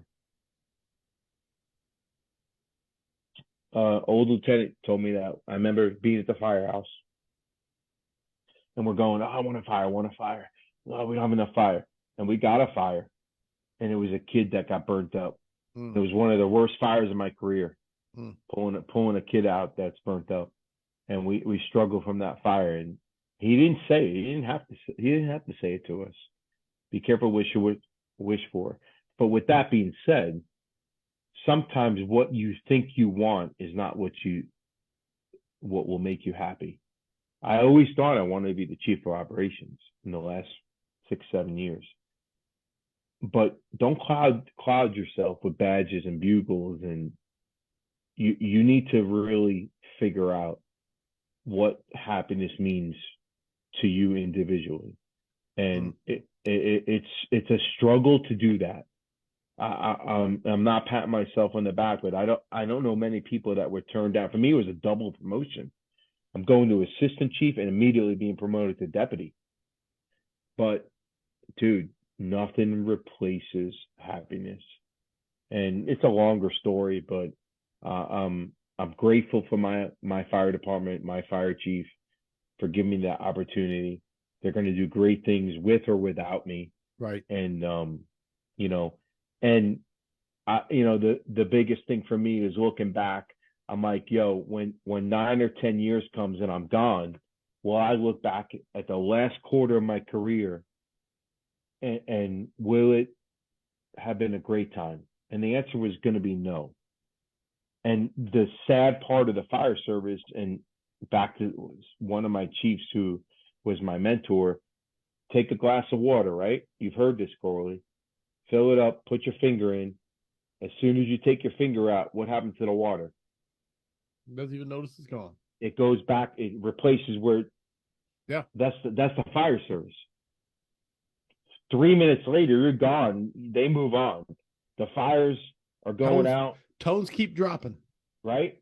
Tones keep dropping. Calls keep going. Shit keeps happening. Right? We get so caught up in ourselves that we think we are more important than the bigger mission. We're not. We're replaceable. Make your mark. Make your legacy. Dude, you better be able to sleep at night knowing you left the legacy in the fire service that you're proud of. Because if you didn't, you're a shitbag. All right? But leave your legacy. Leave your legacy. Be able to sleep on your legacy. But know you're replaceable. Sorry, I had to timestamp that one. That was really solid, brother. We wiping it out? I drank the whole bottle. All right, we still got one question to go. Go, bring it. It is the original question. It is the de facto question that will never go away. And Wait, hold on. Because I went off on a fucking tangent there. So there's a couple of points I got to make on that last question, though. Are you going to give me liberties? Absolutely. 100%. Go ahead. All right. One of the biggest things I think that we need to do as men, as officers, I don't give a shit if you're a fireman. Learn from your mistakes. Own up. When the wife said, don't get drunk and get into fights, that was only a year ago, dude. Dude, no chief officer should be fighting dudes in your union bar. That's not good. But I think where I feel like the most important part of that lesson is, man, be humble. Own up after that shit, dude. I feel like you need to own up. Own up. When you make specifically personal mistakes, you need to own up, dude. You need to accept your mistakes, apologize, be genuine. I feel like if I could say one of the biggest things I learned in my entire career and just growing up as a man in the fire service, if you can apologize and be genuine, dude, there's no better feeling. There really isn't. Brother, you're pretty. I agree with you 100%. When you can say, If someone can be legitimately authentic and say, "I'm sorry, I did that," how can people hold that against you? If you're authentic. I agree. No, it just disarms everything. It's when you're like, "I'm sorry you felt offended." No, that's not an apology. That's not authentic. F you. You know what I'm saying? So anyway, yeah, I don't know the whole circumstances or anything. I'm not there, but I'm just making my commentary. You got max points 4 for 4. There's one question to go. Number Let's 5, go. heavy fire. Bro, Searchable. stop. Don't, like, seriously. You're the engine guy. This is like a dumb question, but I'm still going to ask the question. Heavy fire, searchable space. Would you rather be assigned to the nozzle or first in on VES? This is the dumbest question in the history of the fire service. That hurts my soul. This is the question I keep asking year in, week out. Bro, you got to redo this question, bro. This is the one that's here forever. No, stop. Stop. Stop, bro. Stop. All right, first things first. Okay. You know what's cool about this question? Is for all the little writ nerds. You didn't ask, would you rather be first in writ? You didn't ask that. Because nobody in the history of the goddamn fire service has wanted to be the first in writ company.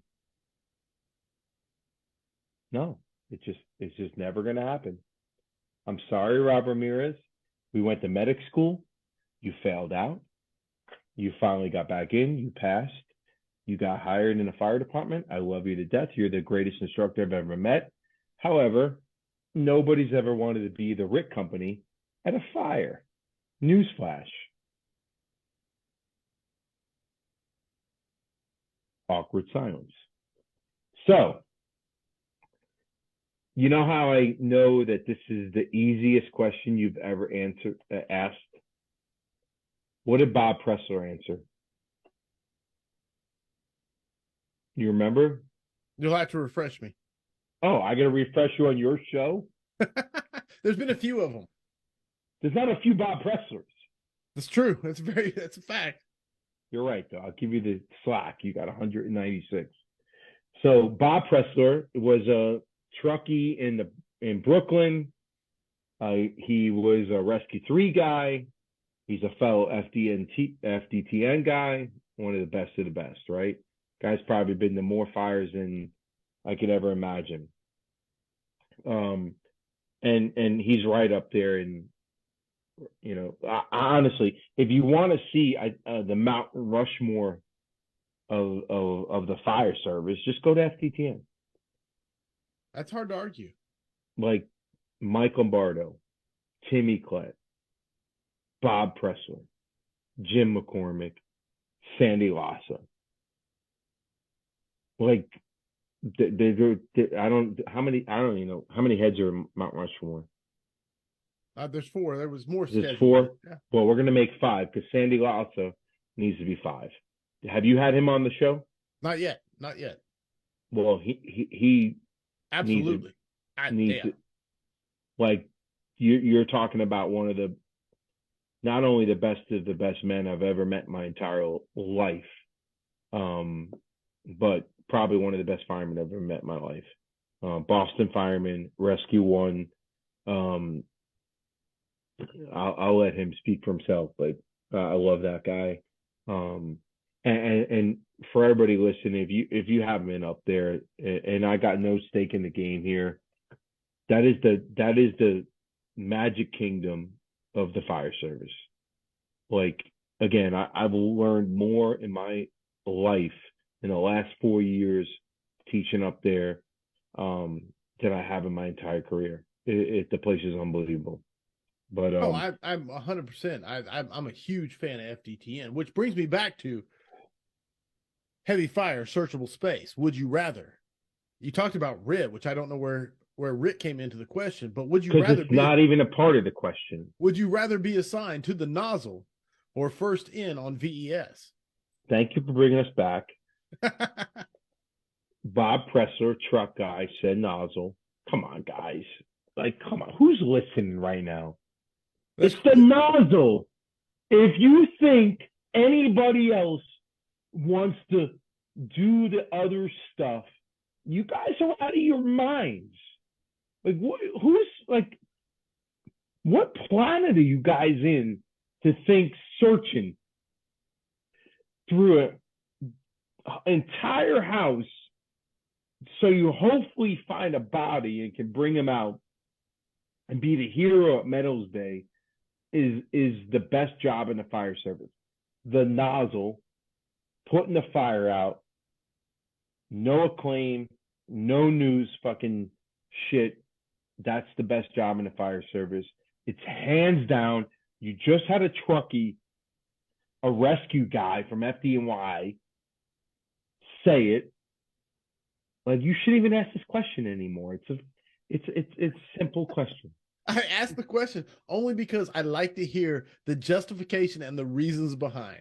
That's Bro, if you're a fireman and you don't want to be in the nozzle and put the fire out, go get another job. I'm waiting to see the responses. I'm reading the responses. I'm not sure it was. And Robert Ramirez said, "Can we just stop giving him points?" That might be the best part of it, the whole thing. First due engine equals support the search. Stephanie Rosario said, "You're drunk because you're wrong." I taught her in the fire academy. She should stop.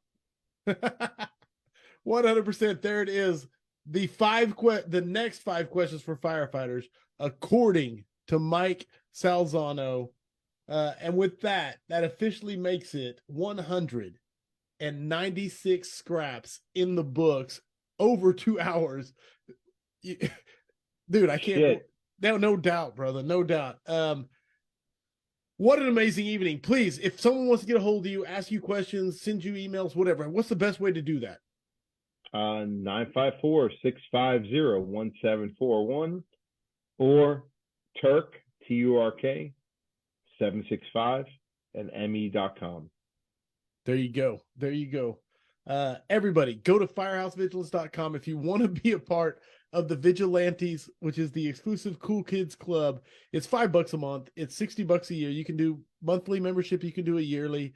All the cool kids are doing it. Plus, you get access to the after party, which is about to happen because we're about to wrap up the scrap, and then we go to the after party. So I'm getting ready to, when we close this out, I'm going to post a link, and then you get to come in and tell Mike what you thought of the scrap, because he said he was going to hang out for a few minutes and talk to the Vigilantes. Okay, I feel like after tonight, though, I should be grandfathered into this vigilante group. Absolutely. I think you might be right. I'm not going to lie. There's a lot of people posting emails to reach you at. You want me to read you some of them? Sure. GoFuckYourself.com. You're right on. Mike Bloomberg said www.clownpenis.sally. I love it. That's pretty good. Kyle Duty said Mike Salzano at FortLauderdaleMen'sClub.com. That's a gay club next to the Firehouse. I didn't know it was place. I didn't know it was a real thing. It is. There's more of them, but you'll have to go and read. I'll go look. Then Robert Ramirez says, just when we needed Corley's internet to do what it does, it decides to work perfectly all night for this guy. Why would it not? I mean, come on. There's nobody better. Come on. The internet has to work better. You are getting your shoes like completely busted. No doubt about it. Please take your time at your leisure because we're over 400 comments. Yeah, absolutely. I love it. Dude, you earned it. You earned it. So there we go. Episode 200 is coming up very fast. 4 weeks from now, 200 is coming. There's a lot of hype about it. Kurt's going to yell at people. There's no doubt. There's no doubt. Before you have next week, Anthony Avillo, then Ryan McCormick, and for $199, Clark Lamping. So we got 3 awesome scraps. And then, of course, Kurt coming back for number 200. We're going to try and break the internet again. 2023 has been amazing. Vigilantes, I'm about to post a link. As soon as we go offline, I'm going to post a link in the Vigilantes so you guys can start logging in. My brother, Mike Salzano. Dude, I hope you had as much fun as I did, because my cheeks are actually hurting from the smiles and the laughter. I had a blast, bro. Awesome, man. I really do think that it brought value. I really do. As much I said it's not a comedy show, but I think you really tried to push that envelope and say, no, it is. Well, so for the preface of the audience, what did I text you today? You quite a bit of questions. You said whiskey or wine. That was one of I the did things. ask you that, and then Right. I said, listen, I'm gonna bust some balls. Right. And you okay with that? You said, all right. Well, it's not a comedy club, but be you. You be you. Well, I think I drank a got whole that. bottle of wine, I think I got that. and I think drank a good amount of this little how you doing here. So Thank you, brother. hey man, thanks for having me. Brother, I really can't. I would get serious and quit smiling so much. Yeah. It's hard to do while I'm talking to you, but 100%, man. I appreciate you sharing your evening with us, and sharing your evening with the audience, and adding value to the fire service. And I mean that from the bottom of my heart. Thank you, brother. The audience, I can't thank you enough for being here, asking questions, busting the guest chops. 100%. Yeah, Garrett Pingle said, I think only Mike's friends were watching. It's not true, but well, I guess I got 400 friends. Yeah, you got a lot of friends. They definitely sent the comments. Vigilantes, I'll post the link as soon as it goes offline. My brother, Mike Salzano, thank you for sharing your evening with me. The audience, thank you, every one of you, for asking awesome questions, for being engaged. You guys, you make the scrap magical, and I appreciate you so much. Thank you for tuning in live. I love you all. Remember, mutts don't scrap. I hope the tones stay silent unless it is burning. Everybody stay safe out there.